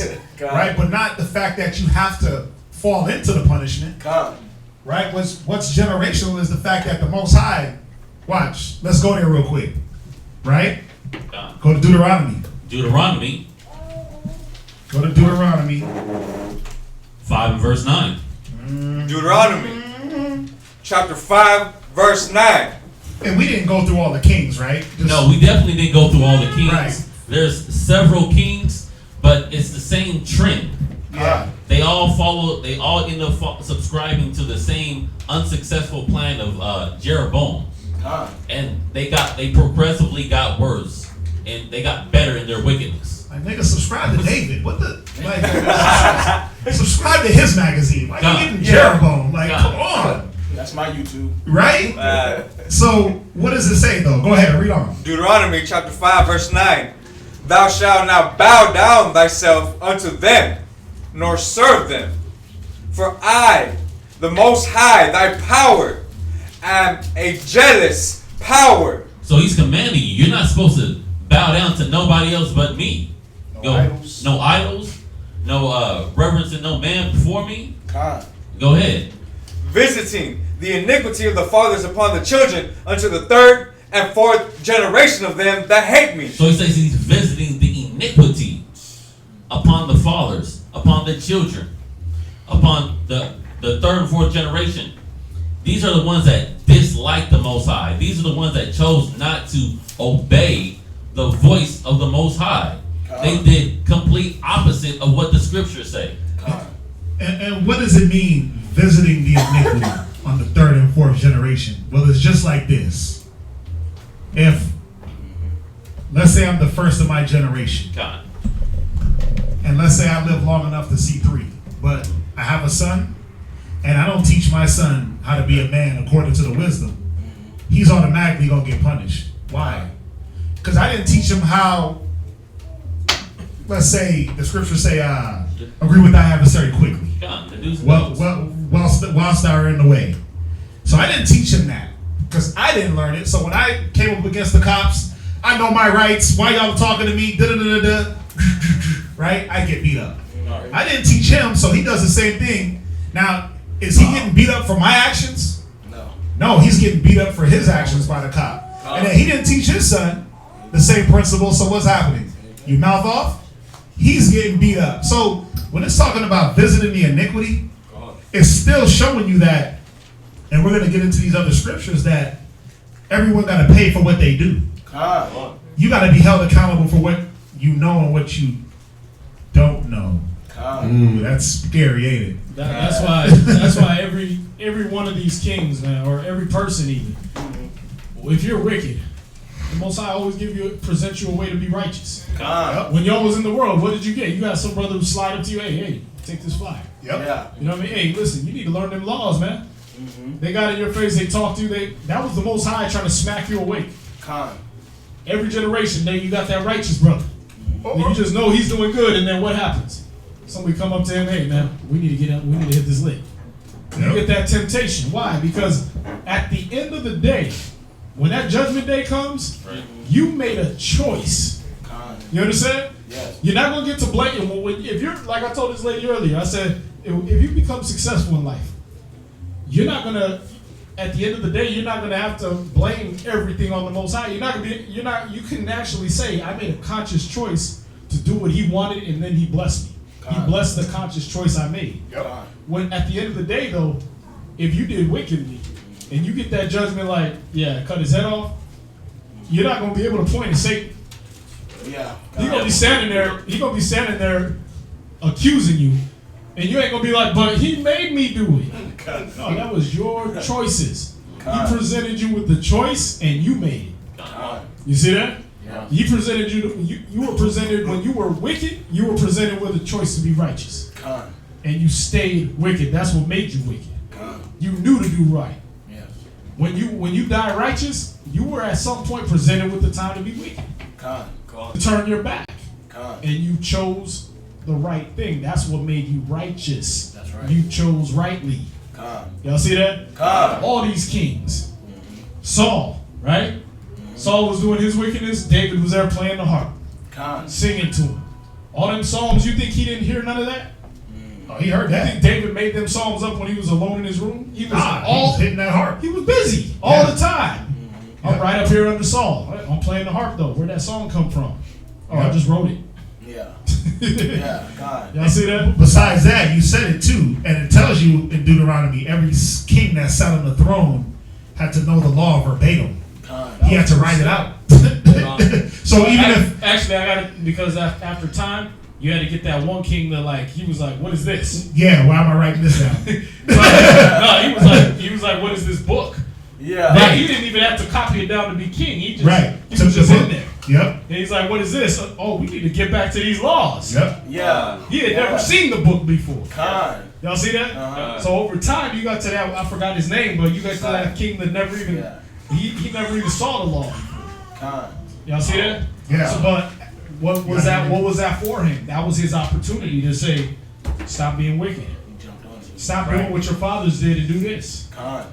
And what did he do? He made the choice. Yeah, have that parallel. God. That's the whole point about the law, coming back to that purity. But that's why we're saying these are not generational curses. Right. There's no such thing as a generational curse because this man's fathers were wicked as hell.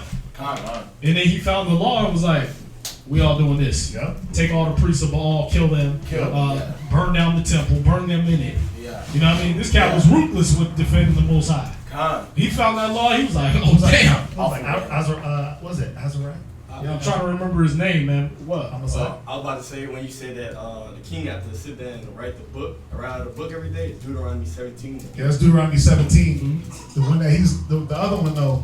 The king was King Josiah. Was it Josiah? Khan. That's the one that talks about in the first verse. Yeah, it was either Josiah or Hezekiah, one of them. But Yeah. you know, you have these righteous kings that will pop up. That's not generational curses. No, you made a choice. It's not even generational punishment. You chose the whooping. Yeah, like I think Ahab's son. Ended up being, Ahab's son and then Manasseh. Manasseh was wicked as hell. But then he got his book in the Apocrypha, the Prayer of Manasseh. Yep. Yeah. Because he, after a while of being wicked, he was like, wait a minute, I gotta change. Yeah. Yeah, he was off. I'm hurting. So he made the choice. It's not a generational curse. It's not the Most High got demons just sitting all around you. Yeah, this is what your family get, nigga. You know what I mean? That ain't how it works, man. You make that choice. All right? Where you at? 2 Kings chapter 22 says Josiah was 8 years old when he began to reign, and he reigned 31 years in Jerusalem. Jumping down to verse 3, it says, and it came to pass in the 18th year of King Josiah that the king sent Shaphan the son of Azaliah, the son of Meshullam, the scribe, to the house of the Most High, saying, go up to Hilkiah the high priest, that he may sum the silver which is brought into the house of the Most High, which the keepers of the door have gathered of the people, and let them deliver it into the hand of the doers of the work that have been That's how you know it was a choice to be made, because he didn't even send him to go get the law. He didn't send him, hey, go find out what that prophet's doing. Well, I mean, we doing all this wickedness and that nigga doing whatever he wants to. Go find out what he's doing. No, he said, go tell him to go count the silver. God. He said it was some Aaron, man. Like he was an Aaron boy, not a prophet. Yeah. Y'all see that? God. But then what did he get? He got presented with this opportunity to learn the law, to do righteousness. God. And he chose righteousness. God. Y'all see that? God. Right, let's. So we got that. The scriptures clearly say that there's not a generational curse, but there's consequences. And through the example that S.O.W used, that's how people can confuse a generational curse with the punishment. It's just someone doing the same thing as the last person did. Yeah, that generational curse thing is just a reason for people to make another excuse. God. Like, okay, don't blame this on your grandpa. Don't try to blame this on your grandma and somebody in your family did this and that. The only time that works really is with witchcraft. Yeah. When you open up your family line to that. Yeah. And that could still be shut down by the Most High. God. Y'all see that? God. But so far as like, oh yeah, I do this because my this happened to me because my grandpa. No, man. This happened because of you. God. You make wrong choices. God. Oh, I got generational gestational diabetes or whatever. No, you don't. God. You eat crappy food. God. And you like it. You overeat. God. Fix it. You know what I mean? This ain't just some cursed dust that was sprinkled on your family. You gotta stop eating whole pizzas. You know what I mean? Like the whole damn thing. Like you can eat a slice, man. God. You know what I mean? But you eating a whole pizza, you can't figure out why you dying. God. Yeah, it's that. It's not your grandpa did it. You know what I mean? Your grandpa used to eat whole pigs and everything like that, and now you eat whole pizzas. Yeah. God. You know what I mean? With whole pigs on it. Yeah, y'all both made choices, and you happen to catch what he caught. God. You know what I mean? God. It's like, it's not a generational curse if you step on a nail that your grandpa stepped on. You know what I mean? If you never picked up the piece of wood with the nail sticking out of it in your doorway. That's not a generational curse. Y'all both stupid. That's right. Y'all both chose to be lazy and not pick it up. God. Y'all see that? God. That's how these curses work in the scriptures, man. It's not a something the Most High comes down and just poof. No, he knows the consequences of your actions. God. I use this all the time. If I tell a baby don't touch a stove and he go burn himself, did I curse the baby? No. No, I told the baby if you go touch the stove, he's gonna burn you. That wasn't a curse, dummy. That I know the consequence of Cause and effect. Yeah, but every time the baby burned himself, what look they get on their face? You did this to me. They look surprised. Surprised. Like, how you let this happen to me? That's how brothers and sisters act, though. You know what I mean? God. Like, you go, I gotta go to the clinic and take this shot. I don't know what happened. Yeah, you do. God. We told you not to sleep with that hoe. God. God. We told you the outcome. God. You know what I mean? But and the scriptures told you the outcome. And now you went and did it. You in the clinic with the surprise look. I don't know, how did it happen? You weren't there? Come on.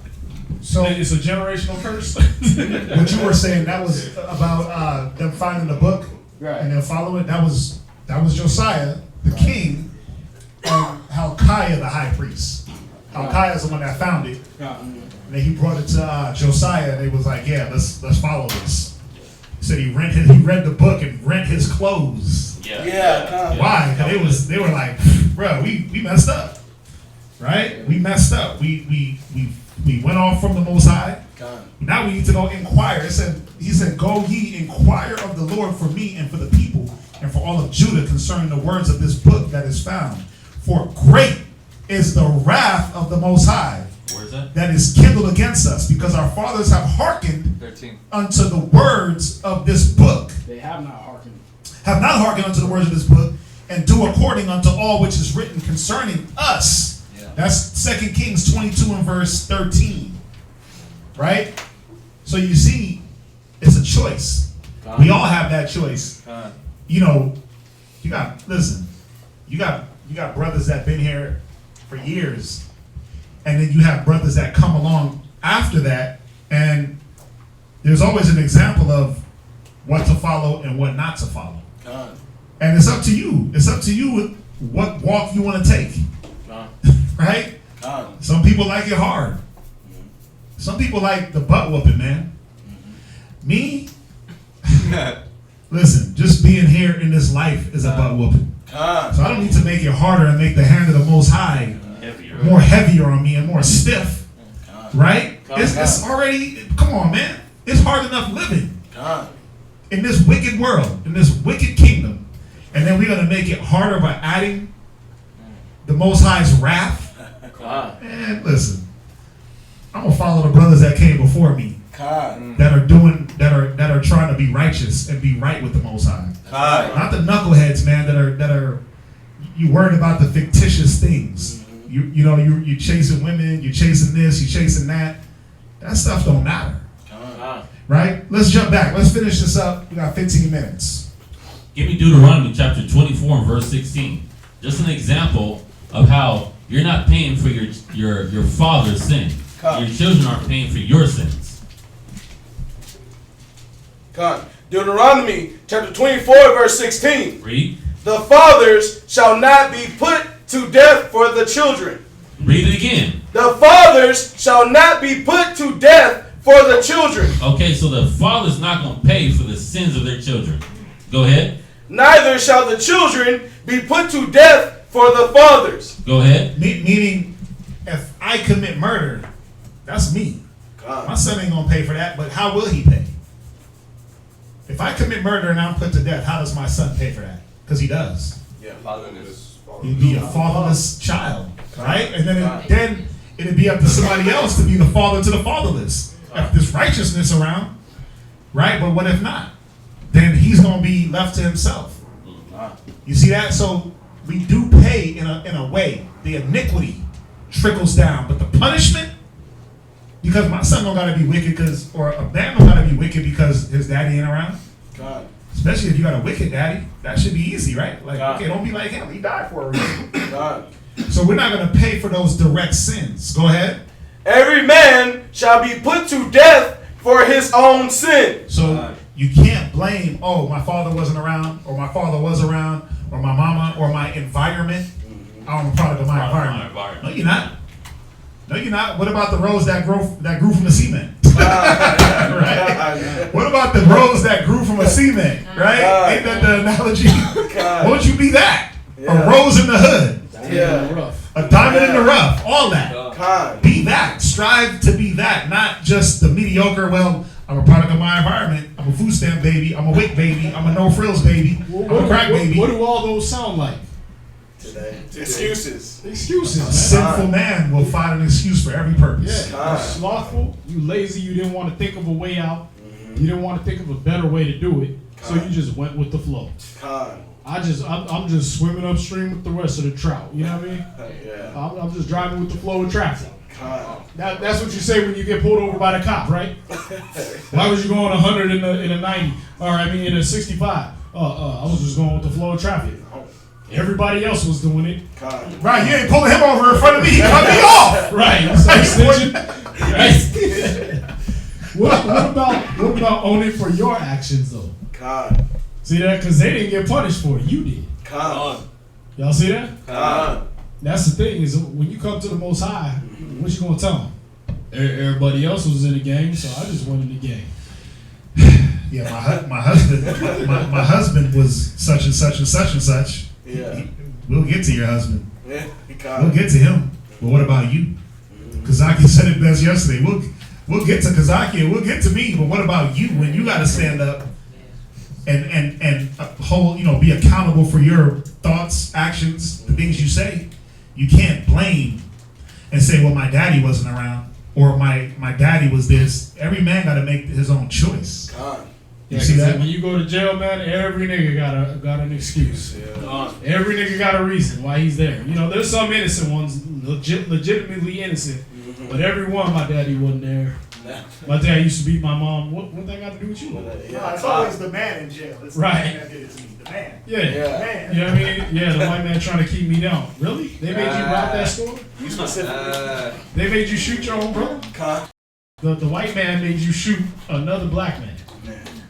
Y'all see that? No, you took the lazy ass way out. You took the laziest way out you could think of, and everybody else was doing. I was with the wrong crowd, wrong place at the wrong time. Yeah, with the wrong people. You was trying to do what everybody else did to get it instead of doing what you got to do, or what the Most High told you to do. You know what I mean? Oh yeah, I could take that square job, or I could hit this lick. You had a choice. You always got a choice, man. All these kings that we're reading about, they all had a choice. It wasn't no generational curse. You understand that? Now, yeah, do we have a problem with our skin is our sin? Yeah, absolutely. Are these curses real on only our people? Absolutely. But why? Because we make the same choices as our forefathers did, man. We'd be like, if I was there in the garden, I wouldn't have ate that fruit. Yes, the hell you would have, man. I probably would have. Didn't you hit that hole last week and catch herpes? Yeah, you bit the fruit, bro. You think because she was in apple bottoms instead of an apple hanging from the tree that you didn't mess up? You bit the fruit, bro. Y'all see that? We make them same choices every day. That's why Christ was cursing them. And he was like, listen, y'all all say if we were in the days of our fathers, we wouldn't have done like them. But y'all do it right now. You killed John the Baptist. Y'all see that? That's why I can't stand when these cats come up. No, y'all preaching hate. Okay, well, Christ preached love. What'd you do to him, nigga? John the Baptist preached love. What'd you do to him? Damn, what's his name? R. Kelly preached step in the name of love. Yo, what y'all do to him? Y'all wait to throw his ass in jail. All he was talking about was love. Y'all threw him in jail for love. Right? Y'all throw all the love brothers in jail or kill them.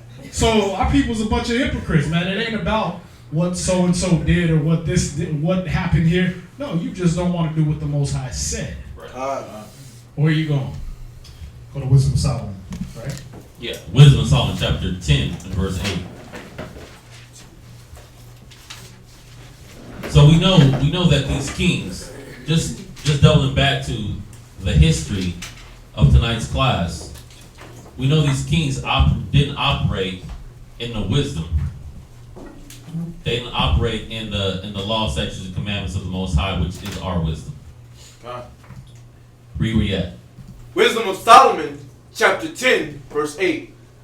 For regarding not wisdom, they got not only this hurt, that they knew not the things which were good. So they went through king after king, not even knowing what's good, not even considering what is the good way.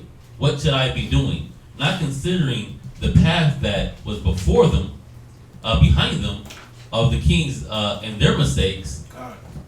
They didn't know the way of good. They didn't know what was good. They just did. They were beasts. Read on. But also left behind them to the world a memorial of their foolishness. They left behind them a what? A memorial of foolishness. So now, throughout all the world, everywhere this book is at, you can read about the foolishness of Jeroboam, king of Israel. It's a memorial. You can always sit back and remember what these foolish kings did, what these wicked kings did, and sit back and say, look, I don't want to do that. That's not what I should do. That's what history's for. They say, they got that saying, if you don't know the history, you're destined to repeat it. That's why we have these history classes. So we can know the folly of Israel so we don't repeat it. Read on. Also, remember, you're the memorial. You can be the memorial of folly too. Right? You could be the story that someone tells 10, 15, 20 years after your death. Remember Uncle Billy? Right? He just used to drink himself into stupors. Right. Or he drank himself and died. Or remember when he did such, it's never good stories. So remember, man, again, these stories are us but you can be that cutoff Con. of the memorial of folly and foolishness. Con. Right? Go ahead. So that in the things wherein they offended, they could not so much be as be hid. Go ahead. But wisdom delivered from pain. Wisdom does what? Delivered from pain. Go ahead. Those that attended upon her. So wisdom, through the wisdom, you avoid the punishment of the law. Con. Through wisdom, you avoid getting these curses slapped on you. Con. Because you're operating in righteousness. Con.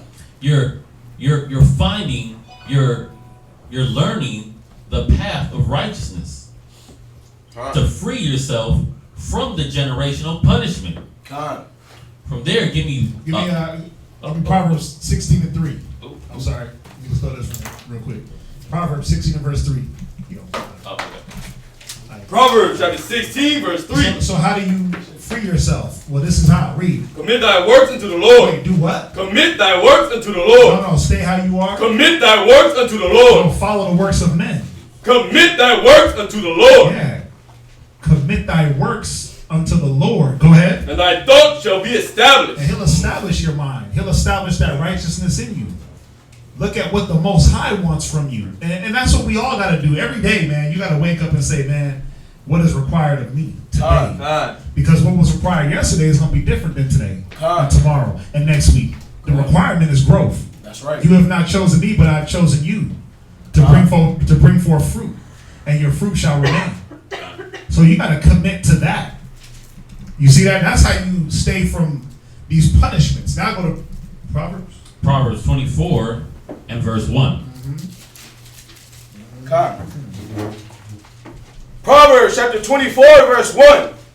Be not thou envious against evil men, neither desire to be with them. Which was one of the problems of all those men that became king. They subscribed to Jeroboam's methods. Therefore, and they even succeeded. They increased. They got better at the things that Jeroboam was already horrible at. Read on. For their heart studieth destruction. Go ahead. And their lips talk of mischief. Read. Through wisdom is an house builded. Through wisdom, what? A house builded. So through wisdom is your mind established. The house of your mind, your spirit, your earthly tabernacle, as well as the things around you. But it starts within you. And you making that decision to not make the same mistakes as the people before. Read on. And by understanding it is established. Go ahead. And by knowledge shall the chambers be filled with all precious and pleasant riches. Read. A wise man is strong. Yea, a man of knowledge increaseth strength. So the strength, your true strength, comes from the wisdom, knowledge, and understanding through the Most High in these scriptures. Hi. No, go. Go to Deuteronomy. Go to Deuteronomy 12 and 30. I did. I'm sorry. Deuteronomy chapter 12 verse 30. Go ahead. Take heed to thyself. Do what? Take heed to thyself. Read. That thou be not snared by following them. You see that? By following the unrighteous. Go ahead. After that, they be destroyed from before thee. Right. You see that? He said, don't follow the ones that have been destroyed from before thee. It's just like when we were in the wilderness. Thou brought it up earlier. They murmured against Moses. They get swallowed up in the earth. But then people murmured like 10 seconds later. Like, come on now. God. The Most High warns us, don't be snared in following the unrighteous. Especially after you already seen their desolation. God. That's what a lot of these kings did. They knew the history. They can go right to the history. Even if that king was generations down the line. God. All they had to do was ask, hey, what happened to such and such? Well, this what happened. What happened with David? Oh, this is what he did. What happened with Solomon? This is what he did. God. Just like how you can go ask, hey, what happened with Bill Clinton? Well, he was using the Oval Office as a sex parlor. God. Right? Everybody knows about that. What happened with Trump? You'll be able to know 100 years from now if we still here. Yeah. Hopefully not. Yeah, God. Read. And that thou inquire not after their gods. Right, because we were supposed to inquire about the work of the Most High and how we could stay clean with Him. Not after Baal and Beelzebub and all these other gods. Read. Saying, how did these nations serve their gods? Man, that curiosity. Curiosity done killed Israel. Con. Curiosity killed the cat, Israel, the dog, everybody. That's right. All flesh. Read. Even so will I do likewise. He said, why do likewise? Go ahead. Thou shalt not do so unto the Lord thy God. Read. For every abomination to the Lord, which he hated. Which he what? Which he hated. Come on. Have they done unto their gods. Right. He's showing us that all the things that the Most High hates, these other nations do unto their gods. So why would we repeat that? Read on. For even their sons and their daughters, they have burnt in the fire to their gods. Right. Go to Ecclesiastes 4:16. Right. Done. Ecclesiasticus chapter 4, verse 16. If a man commit himself unto her, that her being wisdom, he shall inherit her, and his generations shall hold her in possession. So you'll be able to possess that same type of wealth, blessings, and goodness that Solomon had in the first. If you're holding wisdom, it'll go through your generations. Because guess what? You can have generational blessings through. You can have generational reward if you're teaching your children how to get it. Just like if they're following the negative example, and they get the curses fall on them, like you got the curses put on you. You can teach them the right example. You can teach your brothers, your sisters, your family members by you coming to class, you showing up, putting your fringes on, you being that righteous example. Because like the brother was asking earlier about the fringes, that gives people a chance to inquire and learn. That's right. You'll just be walking about your day, you can be pumping gas, and someone says, man, it's a nice shirt. What are those things around the side of it? Oh, it's from the Bible.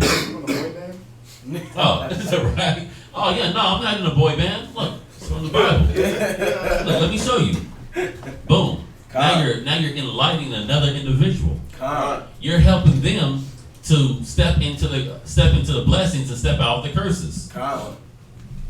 You're showing them how to follow the righteous path. That's right. From there, give me Proverbs chapter 12 and verse 28.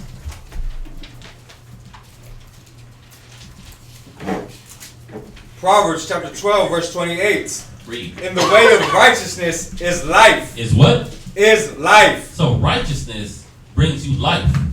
It brings you that good life. That life that the Most High promised you.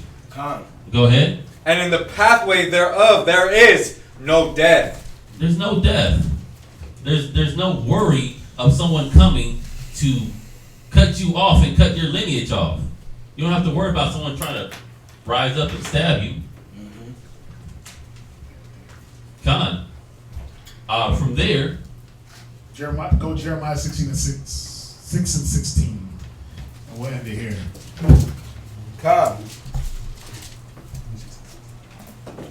Jeremiah chapter 6, verse 16. Thus saith Yahweh, stand ye in the ways, and see, and ask for the old paths. Where is ask for the what? The old paths. Find out who was the one that was doing the things the right way. Who did it right? Let me find out how he did it. Let me repeat the success that he had, because he had a good end. He had good results. Read on. Where is the good way? Go ahead. And walk therein, and ye shall find rest for your souls. You'll find rest for what? Your souls. Your soul will be at ease. Your soul, your mind, your lineage, because you know that you taught your children right. Your rib, because you know that you instructed her right. Your family members, your brothers, your sisters, you know, because hey, I gave them the tools. I showed them how to go. I was even the example for them. Shoot, in the law it says you're supposed to keep. Well, hold on. How's it go? Let me make sure I get it. Where you at? Keep where they do them. Yeah. Wisdom and Well, no, not keep and do them. It says observe. Hearken and observe. Yeah. Deuteronomy 20. Yeah, it's 28. 28:1. It says a couple places too. Yeah, but give me Deuteronomy 28:1. Right. If thou hearkenly diligently hearken unto the voice. Go ahead. Deuteronomy chapter 28, verse 1. And it shall come to pass, if thou shalt hearken diligently unto the voice of the Lord thy God, to observe and to do all his commandments. See, it said to observe. I like that point in it because it says observe, because we're supposed to see one another doing this. We're supposed to see one another holding the righteous example. We're supposed to see one another keeping the law, statutes, and commandments. And we're supposed to do them ourselves. But don't let that be an scapegoat for you not to do it because you're not seeing a brother or sister doing the righteous example. Because the righteous examples is right here in this book. Read on. And if you don't see it, it said ask. Ask for the path. Which way do I go? Solomon did it. He said, give me wisdom to lead. Go ahead. To observe and to do all his commandments, which I command thee this day, that the Lord thy God will set thee on high above all nations of the earth. And we're going to end on that. Any questions on the class? Actually, I gotta throw this in. Jump to verse 15 real quick. Of what? Where we are, Deuteronomy 28:15. But it's Deuteronomy chapter 28, verse 15. But it shall come to pass, if thou wilt not hearken unto the voice of the Lord thy God, to observe and to do all his commandments and his statutes which I command thee this day, that all these curses shall come upon thee. All right, so this word curses, right? It's qualalwath. All right, it comes from the root word qualal. All right, now this is a primitive root to be causatively or make light, literally or figuratively easy, trifling, or vile. So he said that all this stuff would make you vile. Yes. He's telling you the repercussions right here. It wasn't just curses like I'm gonna come down and I'm gonna spank you. You know what I mean? I'm gonna come down and do something naughty to you. No, the Most High is telling you there's repercussions if you do these things in this law. If you do the things I told you not to do, it's gonna make you vile. What else did it say? It said trifling. You'll be of little account. It said to make despicable. Think about it, man. Do people high five you when they find out? Let's go about how the world is today. They find out you're a child rapist. No. They high five you for that? Wow. Like, it's one thing you say, you go in jail and you say you robbed a bank, right? Yeah. You're like, hell yeah, I shot a cop. Hell yeah, right? Yeah, right. I raped a baby. Nah. Yeah, you getting tossed around yourself. Y'all see that? I slept with an animal. I got busted sleeping with my dog. Nobody high fives you for that. You don't get street cred for that. Y'all see that? You become vile. So the thing, as you read the commandments, you be looking at it like, wait a minute, this ain't so bad. The church made it out like the law was evil. As you go read through the law, it's like, well, who does that anyway? Right? Yes. Like if I approach to a beast, why would I do that? You know what I mean? Why would I sleep with my sister? That don't make no damn sense. Sleep with my father's wife? Why? Right? So as you go through that, those things sound vile anyway. But if you do them, he's telling you, you'll become vile. You'll be like that. You'll be vile. I was cool with Game of Thrones, so they got to Jamie and what's her name getting down. Yeah. And it was brother and sister. I was like, why did they have to throw that in there? First episode. Yeah, it's like, you know what I mean? I'm like, I don't know if I can watch any more of this. And then it just kept going. It was like, okay, at the end, the two ended up being brother and sister too? Jon Snow and the other chick. Oh, yeah. They ended up being like first cousins or brother and sister or aunt and uncle or some crap like that. Yeah. You're like, this whole show is just incest, and they're trying to make it look cool. Them trying to make their wicked defilement look like it's romantic. Y'all see that? But when you look at that, like I said, man, it's like even the cat that went to prom with his cousin, you was laughing at, right? You're like, come on, nigga. All the girls in the world, you had to grab your cousin. You went to the family reunion to shop. Right? You was laughing at this cat. He was vile. He was gross. Y'all see that? That's what the Most High was trying to show you here. When he said the word curses, it ain't curses like you think. Like, okay, I'm going to come down and all of a sudden your whole generation is going to be like this. That's certain things like Gehazi, right? Curse his whole family, they got leprosy. Esau, curse his whole family, they got leprosy forever. Right? Nah, these are consequences of your actions, man. If you do this, you'll become vile. You'll become trifling. You'll become looked down on, despicable. That's what he's telling you with the curses. He's like, listen, if you go and have sex with your father's wife, you're going to be vile. To your father, to the people around you. Y'all see that? Look at Reuben. He became vile, despicable. Why? Slept with your father's wife, man.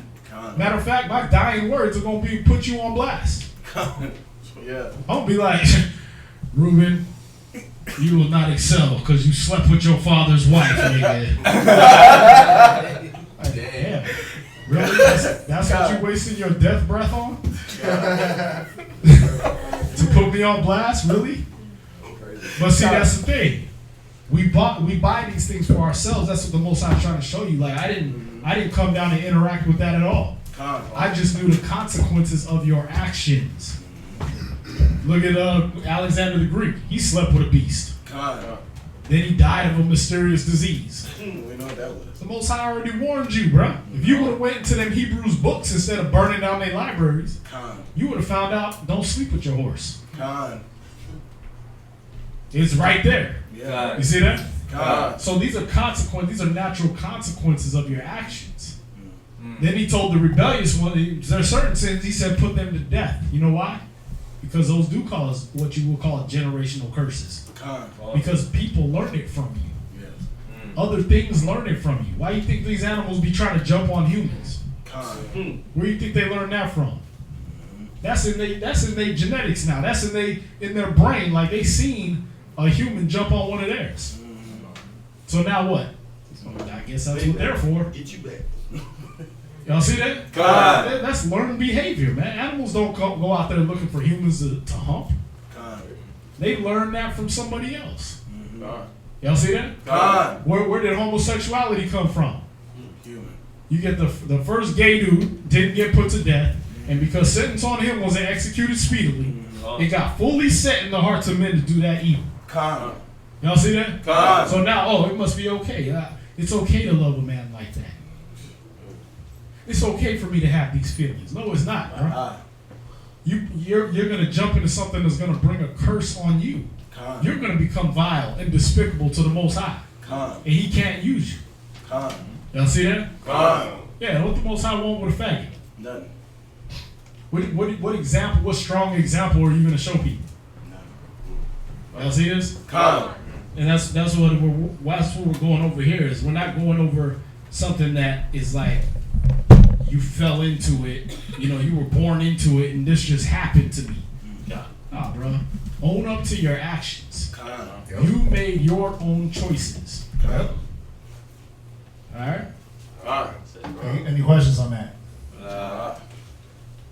So, what you wanted to hit this one? Are we gonna be here for another 45 minutes? That one was easy. All you gotta do is read the next verse. Let's go. Ronnie had a question real quick. He says, can someone please explain Isaiah 21:16? Let's go there real quick. Wait, 21:16? I thought you said 14:21. Nah, it says, I don't know. Did he? Oh, he put an asterisk. It's probably 14:21.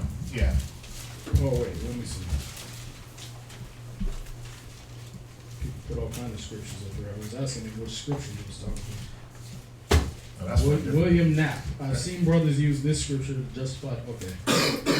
Yeah. Somebody else did that, Isaiah. That was Ronnie. Ronnie said, can someone please explain Isaiah 21:16 for me? Then he put an asterisk and put Isaiah 14:21. Ronnie, which one is it? Okay, William Knapp is talking about Psalms 139, verse 21 and 22. Right. That's something different. I think it's 14:21. Cursing the nations. Isaiah chapter 14, verse 21. Wait, hold on. So Ronald's asking about Isaiah 14:21. We'll hit that real quick. Yeah. But he ain't asking a question about it. He just put it in. No, he said, can someone please explain Isaiah 21:16? But then he put an asterisk with Isaiah 14, so maybe he put the wrong scripture. Oh, question. All right. Ronnie, if you still watch, just text Ronnie.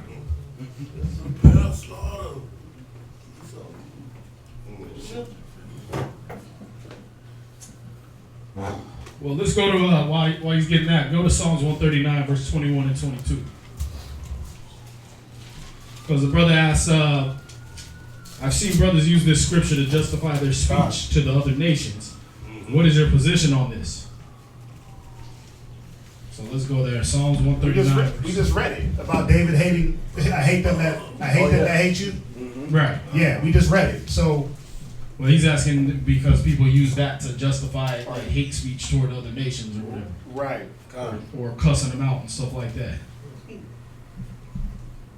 So read that real quick. Psalm chapter 139, verse 21. Do not I hate them, O Lord, that hate thee, and am not I grieved with those that rise up against thee. Right. So what he's showing you is that he hates them that hates him, that hates the Most High. And as we explained, he goes on to say, I hate them with a perfect hatred. So you got to find out what that means. You got to find out that ain't based on skin tone. You understand? That ain't based on you the white man, you the devil, I hate you, you a son of a, right? No, you don't get to do all that. All right. For one, Deuteronomy does say you can't abhor an Edomite. Yeah. All that is for the Most High. Who was David talking to here? The nations? No. Was he banging on Esau right here? I see brothers trying to use this to hate people. I'll take it to the next level. I mean, we've been through this before. This is not a justification to yell and scream at people or hate the nations. It says, cry aloud, spare not, show what? Lift up thy people their transgressions. Show my people, Isaiah 58:1. Cry aloud, spare not, show my people their transgressions. Not yell at the nations and call them dirty nations and dirty Hamites. Right? David had Edomite servants. Right? He had servants of the other nations. He knew how to deal. We did a whole class on how David dealt with the nation. So it's not a justification to yell and scream really at anybody. If you really hate wickedness, if you really hate and you have indignation in your spirit, then study. Study and combat evil with good. That's what you need to do. Like, they just want to yell and scream and pick up guns and go fight. But it's always to yell and scream at the nations for what? We know what they did. You'll yell and scream at the nations, but then pick up the gun at your brother.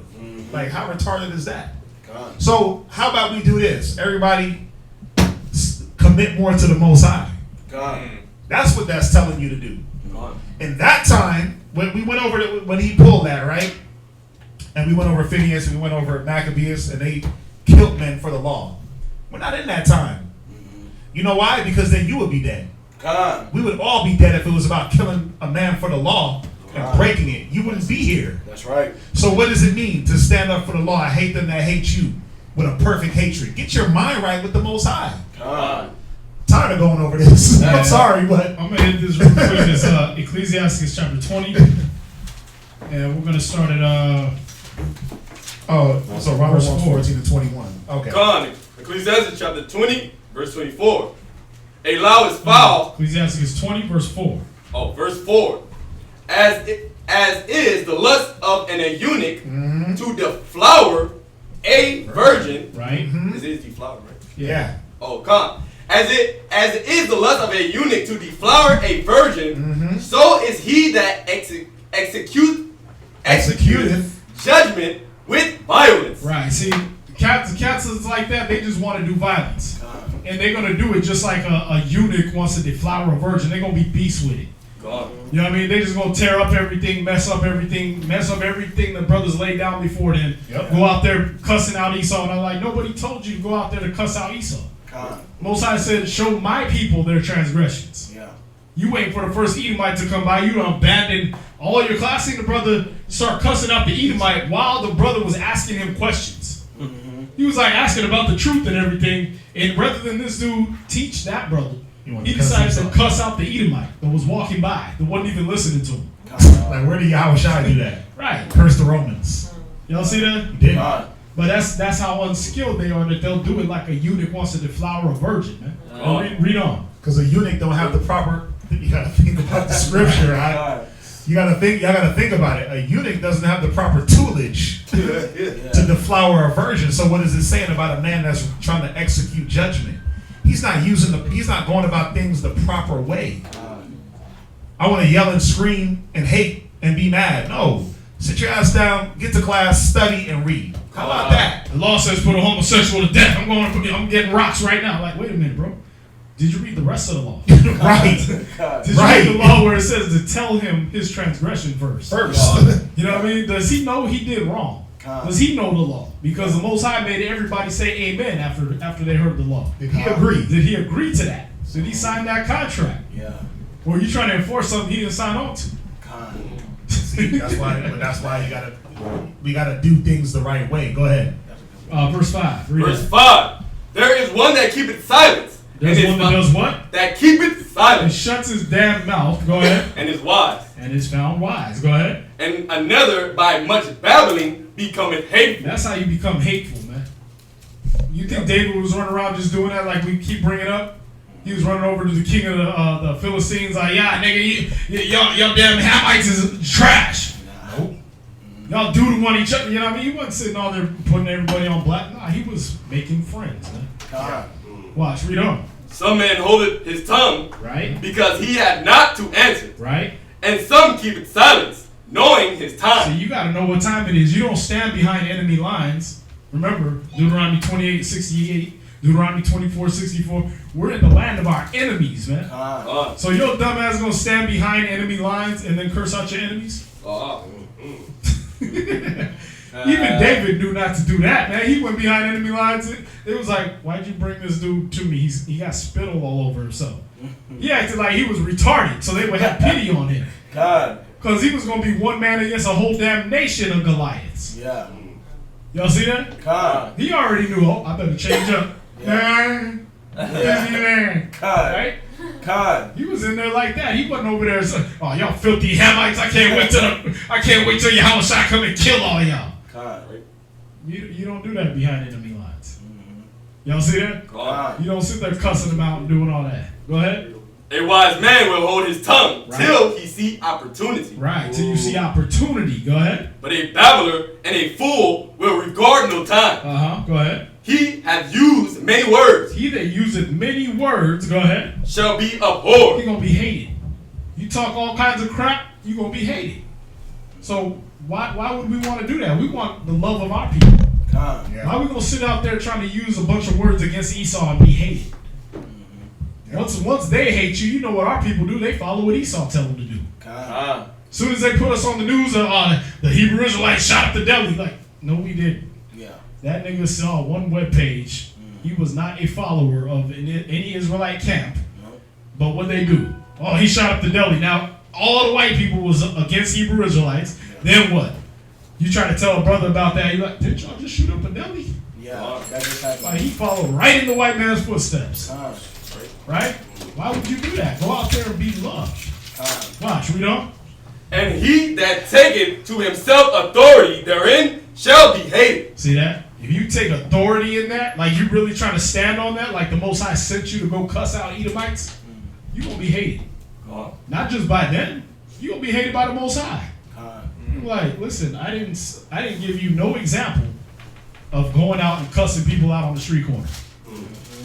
Which prophet was doing that?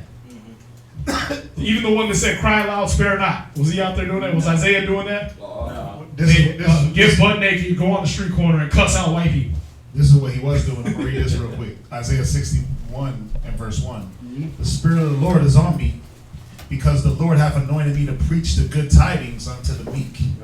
He hath sent me to bind up the brokenhearted. Brothers don't want to do that. You want to keep people still brokenhearted. We got to bind them up. To proclaim liberty to the captives.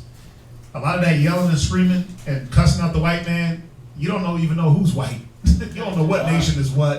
And you cuss out the wrong people, and then what happens is this. They look at us wrong. Yeah. Right? All you got to do is go out there. And all we supposed to do is go out there and teach. Right? Teach our people. And the opening of the prisons to them that are bound, because our people are bound up. They bound up in religion. They bound up in doctrine. They bound up in bad eating. They're bound up in this negative outlook on the world. So this is our job. Yeah, cry loud, spare not. Show my people their transgressions. If anybody's yelling and screaming at the nations, they're not doing the right thing. Now, if an Edomite comes up, street speaking, and they start going back and forth, you blaze his ass. It's simple as that. You blaze them. Get them out of here. Why? Because they're Esau, or because they came against the word of the Most High? And that's anyone that came against the word. Right. But I'm dealing with it as far as the way he acts. Do you yell at nations? No, you don't just start picking them out of the crowd and yelling. But if they come up, you let them have it. You let them know their fate. Right? You let them know what the word says about them. They're whatever nation they may be from. But even then, does it have to be some back and forth, knockdown, yelling and screaming? No. Speak the oracles of the Most High, and you don't have to even look bad in that. Right? So in verse 13 in that Ecclesiastes. Verse 13. A wise man by his words maketh himself beloved. That's what you're out there to do, man. You're out there to win you the love of the congregation. That's your job. Win you the love of the congregation, not go out there and cuss people out. That's right. And become hate. Why would you want to gain more enemies in the land of your enemies? That don't make no damn sense. Do you got an army? No. Some of y'all don't even got guns. Why make enemies in the land of your enemies? This is not our place. Go ahead. But the grace of fools shall be poured out. See, but the graces of fools shall be poured out. The Most High ain't accepting that. You do stuff foolishly, the Most High just, all that street teaching was for nothing. You wasted your breath because I didn't tell you to go do that. Y'all see that? Yeah, if you can find me a commandment where it says go out and cuss them out, that's cool. You know what I mean? But as brolic as Esdras got, Esdras was in his own land. You understand? Ezra, he was like, you come here again, I'm going to put hands on you. Right? But where was he? In his land. In his land, on top of his walls. With an army. Y'all see that? We in the land of our captivity, right? We're slaves. You gonna sit here and I'm gonna argue, I'm gonna fight the slave master. Yeah. Good luck.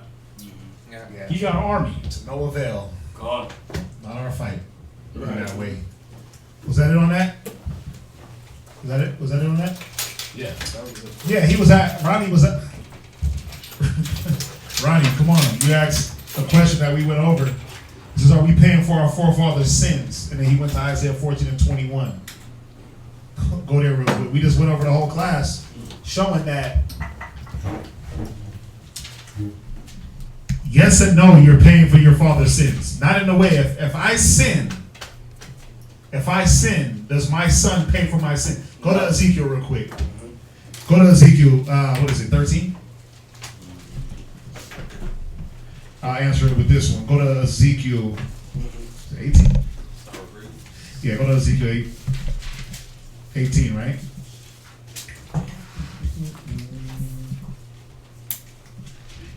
We skipped it. I should have just went to it. It probably would have. You want verse 14? Read it. Jeremiah 31:21. You can go either one. They both say the same exact thing. Ezekiel chapter 18, verse 14. Right. Now lo, if he begot a son, right, that seeth all his father's sins, right, which he hath done, and considereth, and doeth not such like, right, that he that had not eaten upon the mountains, neither hath lifted up his eyes to the idols. Go to Isaiah. Go there. Go to verse 3. I'm sorry. Go to verse 3. Ezekiel 18 and 3. Come, as I live. Verse 1. Come. Ezekiel chapter 18, verse 1. Right. The word of the Lord came unto me again, saying, What means ye that ye use this proverb concerning the land of Israel? Right. Saying, the fathers have eaten sour grapes. Right. So the fathers did wickedly. Read. And the children's teeth are set on edge. Go ahead. As I live, said the Lord, ye shall not have occasion any more to use this proverb in Israel. Go ahead. There it is right there. He's like, what do you mean the fathers ate a sour grape and the children's teeth are set on edge? You ain't going to use that excuse no more. Right. You're not going to have no reason to use that anymore. All this damn knowledge, and you still eating pork. You got a wealth of knowledge right there in your hand. Everyone's phone is not. Is anybody still using a Nokia? A Motorola flip phone? No. Nah, everybody got a smartphone, right? You can get those with no credit. So you got a whole 80, 90,000 libraries worth of knowledge right there in your hand. There is no reason you chose to eat pork. And all the doctor bills from your family. Right. Ate pork. Yeah. Got sick. Died. Worms. This, that. They ate the sour grapes. You can't use, well, they ate it, so now I'm going to do it, and now I'm feeling it. Doesn't work like that no more. So when you go to, somebody hold where you're at, go to Isaiah 14:21. Just because I see why he went to this scripture, but this is what you have to understand. Read it. Isaiah chapter 14, verse 21. Right. Prepare slaughter for his children. Right. For the iniquity of their... This is talking about the wicked. Right? Right. This is actually You're talking about prophecy against Esau. About Esau. So what's the thing about this where it says prepare slaughter for what? For his children. For his children. Why? Have they stopped enslaving us? No. Have they stopped killing us in the streets? Like 400 years ago they killed us and they stopped? No. Because where they learned it from? Their fathers. They learned it from their forefathers and they keep doing it. Yeah, they make the choice to continue in the iniquity of their fathers. Right. You see that? They, I mean, again, all this knowledge. You think Esau don't know slavery is wrong? Yeah, right. They're the ones that made the same. Just straight murder. No nation should be built on the backs of another people. Right. That ain't us that said that. That's their people that said that. Yep. So they know. They got all these quotes, and they still do it. They make the conscious choice to say, you know what, screw what that man's saying, and screw what the Bible's saying. I'm gonna put people. I want people in slavery. Yeah. I want them in my prisons. Yep. I want to put them in jail to where they have no choice but to become either homosexuals or to learn more crime and worse crimes. Y'all see that? They know it's wrong. They know what they're doing. That's why it says for the iniquity of their fathers, because what? The sons are doing, they're choosing. Right, they're still doing it. Right. They're saying that. I like that. They got the option. Yeah. Just like they showed they got the meme floating around with the sister, the stacked sister with some short shorts on, and the white man's on the phone like, yeah, I don't want to be racist no more. They all been presented with the opportunity where they can change. Yep. To not be like that. It's just like us being presented with the opportunity to not do the same idol worship, Christmas, New Year's, Easter, pride, hate, anger. It's the same thing. Just look at it on a reverse. Two different nations have the same opportunity. Esau can reverse, well, they can't really reverse, but they can give back what they've stolen, and the ass whooping for them might mitigate a little bit. We can totally stop doing what America wants us to do, and we'll get to the kingdom. It's that simple, but it says prepare slaughter. Why? Because Esau will never stop. You think they're going to stop? Nah. They're never going to stop, but we know that at some point, 144,000 is going to stop following America and be delivered, right? We know that at some point it's going to happen. Like even this story I was reading about Trump, right? It says Trump backs away from the further military conflict with Iran. So I kind of got disheartened, but then I looked at what he said. And Esau can't help himself. He said, it ain't gonna stop. Iran appears to be standing down, which is a good thing for all parties concerned and a very good thing for the world.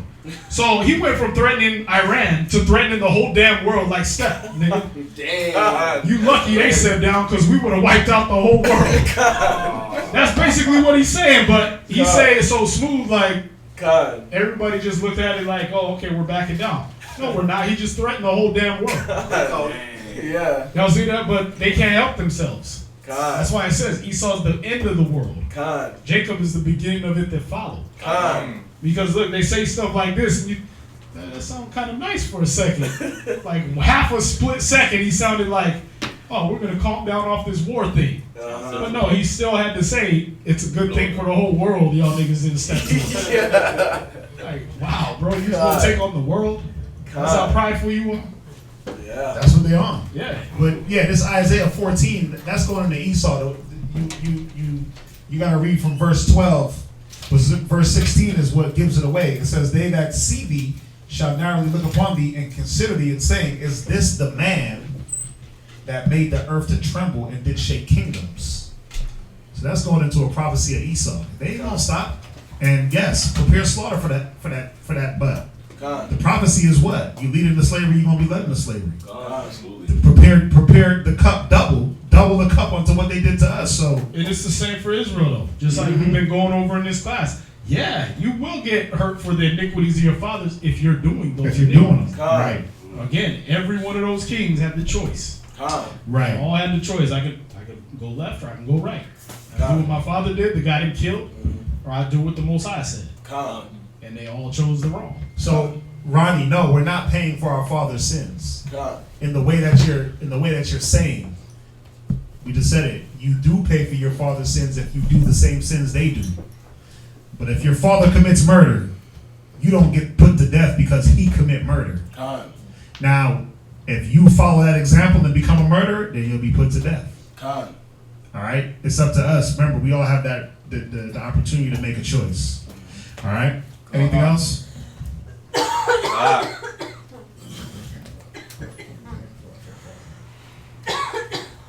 Right? All right, well, again, hopefully y'all got something from the class. And look out for tomorrow's out there in Virginia. They're going to be going live, so is that it? All right. Thank everybody online for joining us. Ronnie, hit me up, man, if you're not understanding.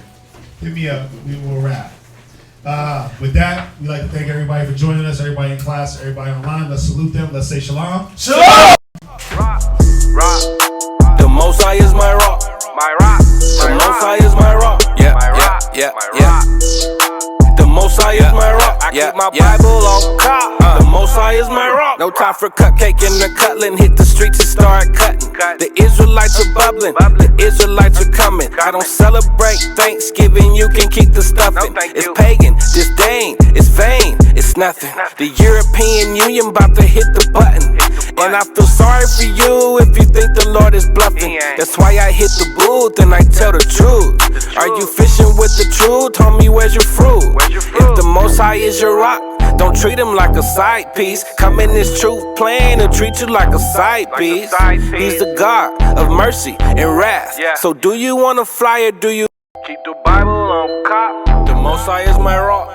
TK. Rock. The Most High is my rock. The Most High is my rock. My rock. The Most High is my rock. In the name of Messiah, the Most High is my rock. The Most High is my rock. My rock. The Most High is my rock. Yeah. The Most High is my rock. I keep my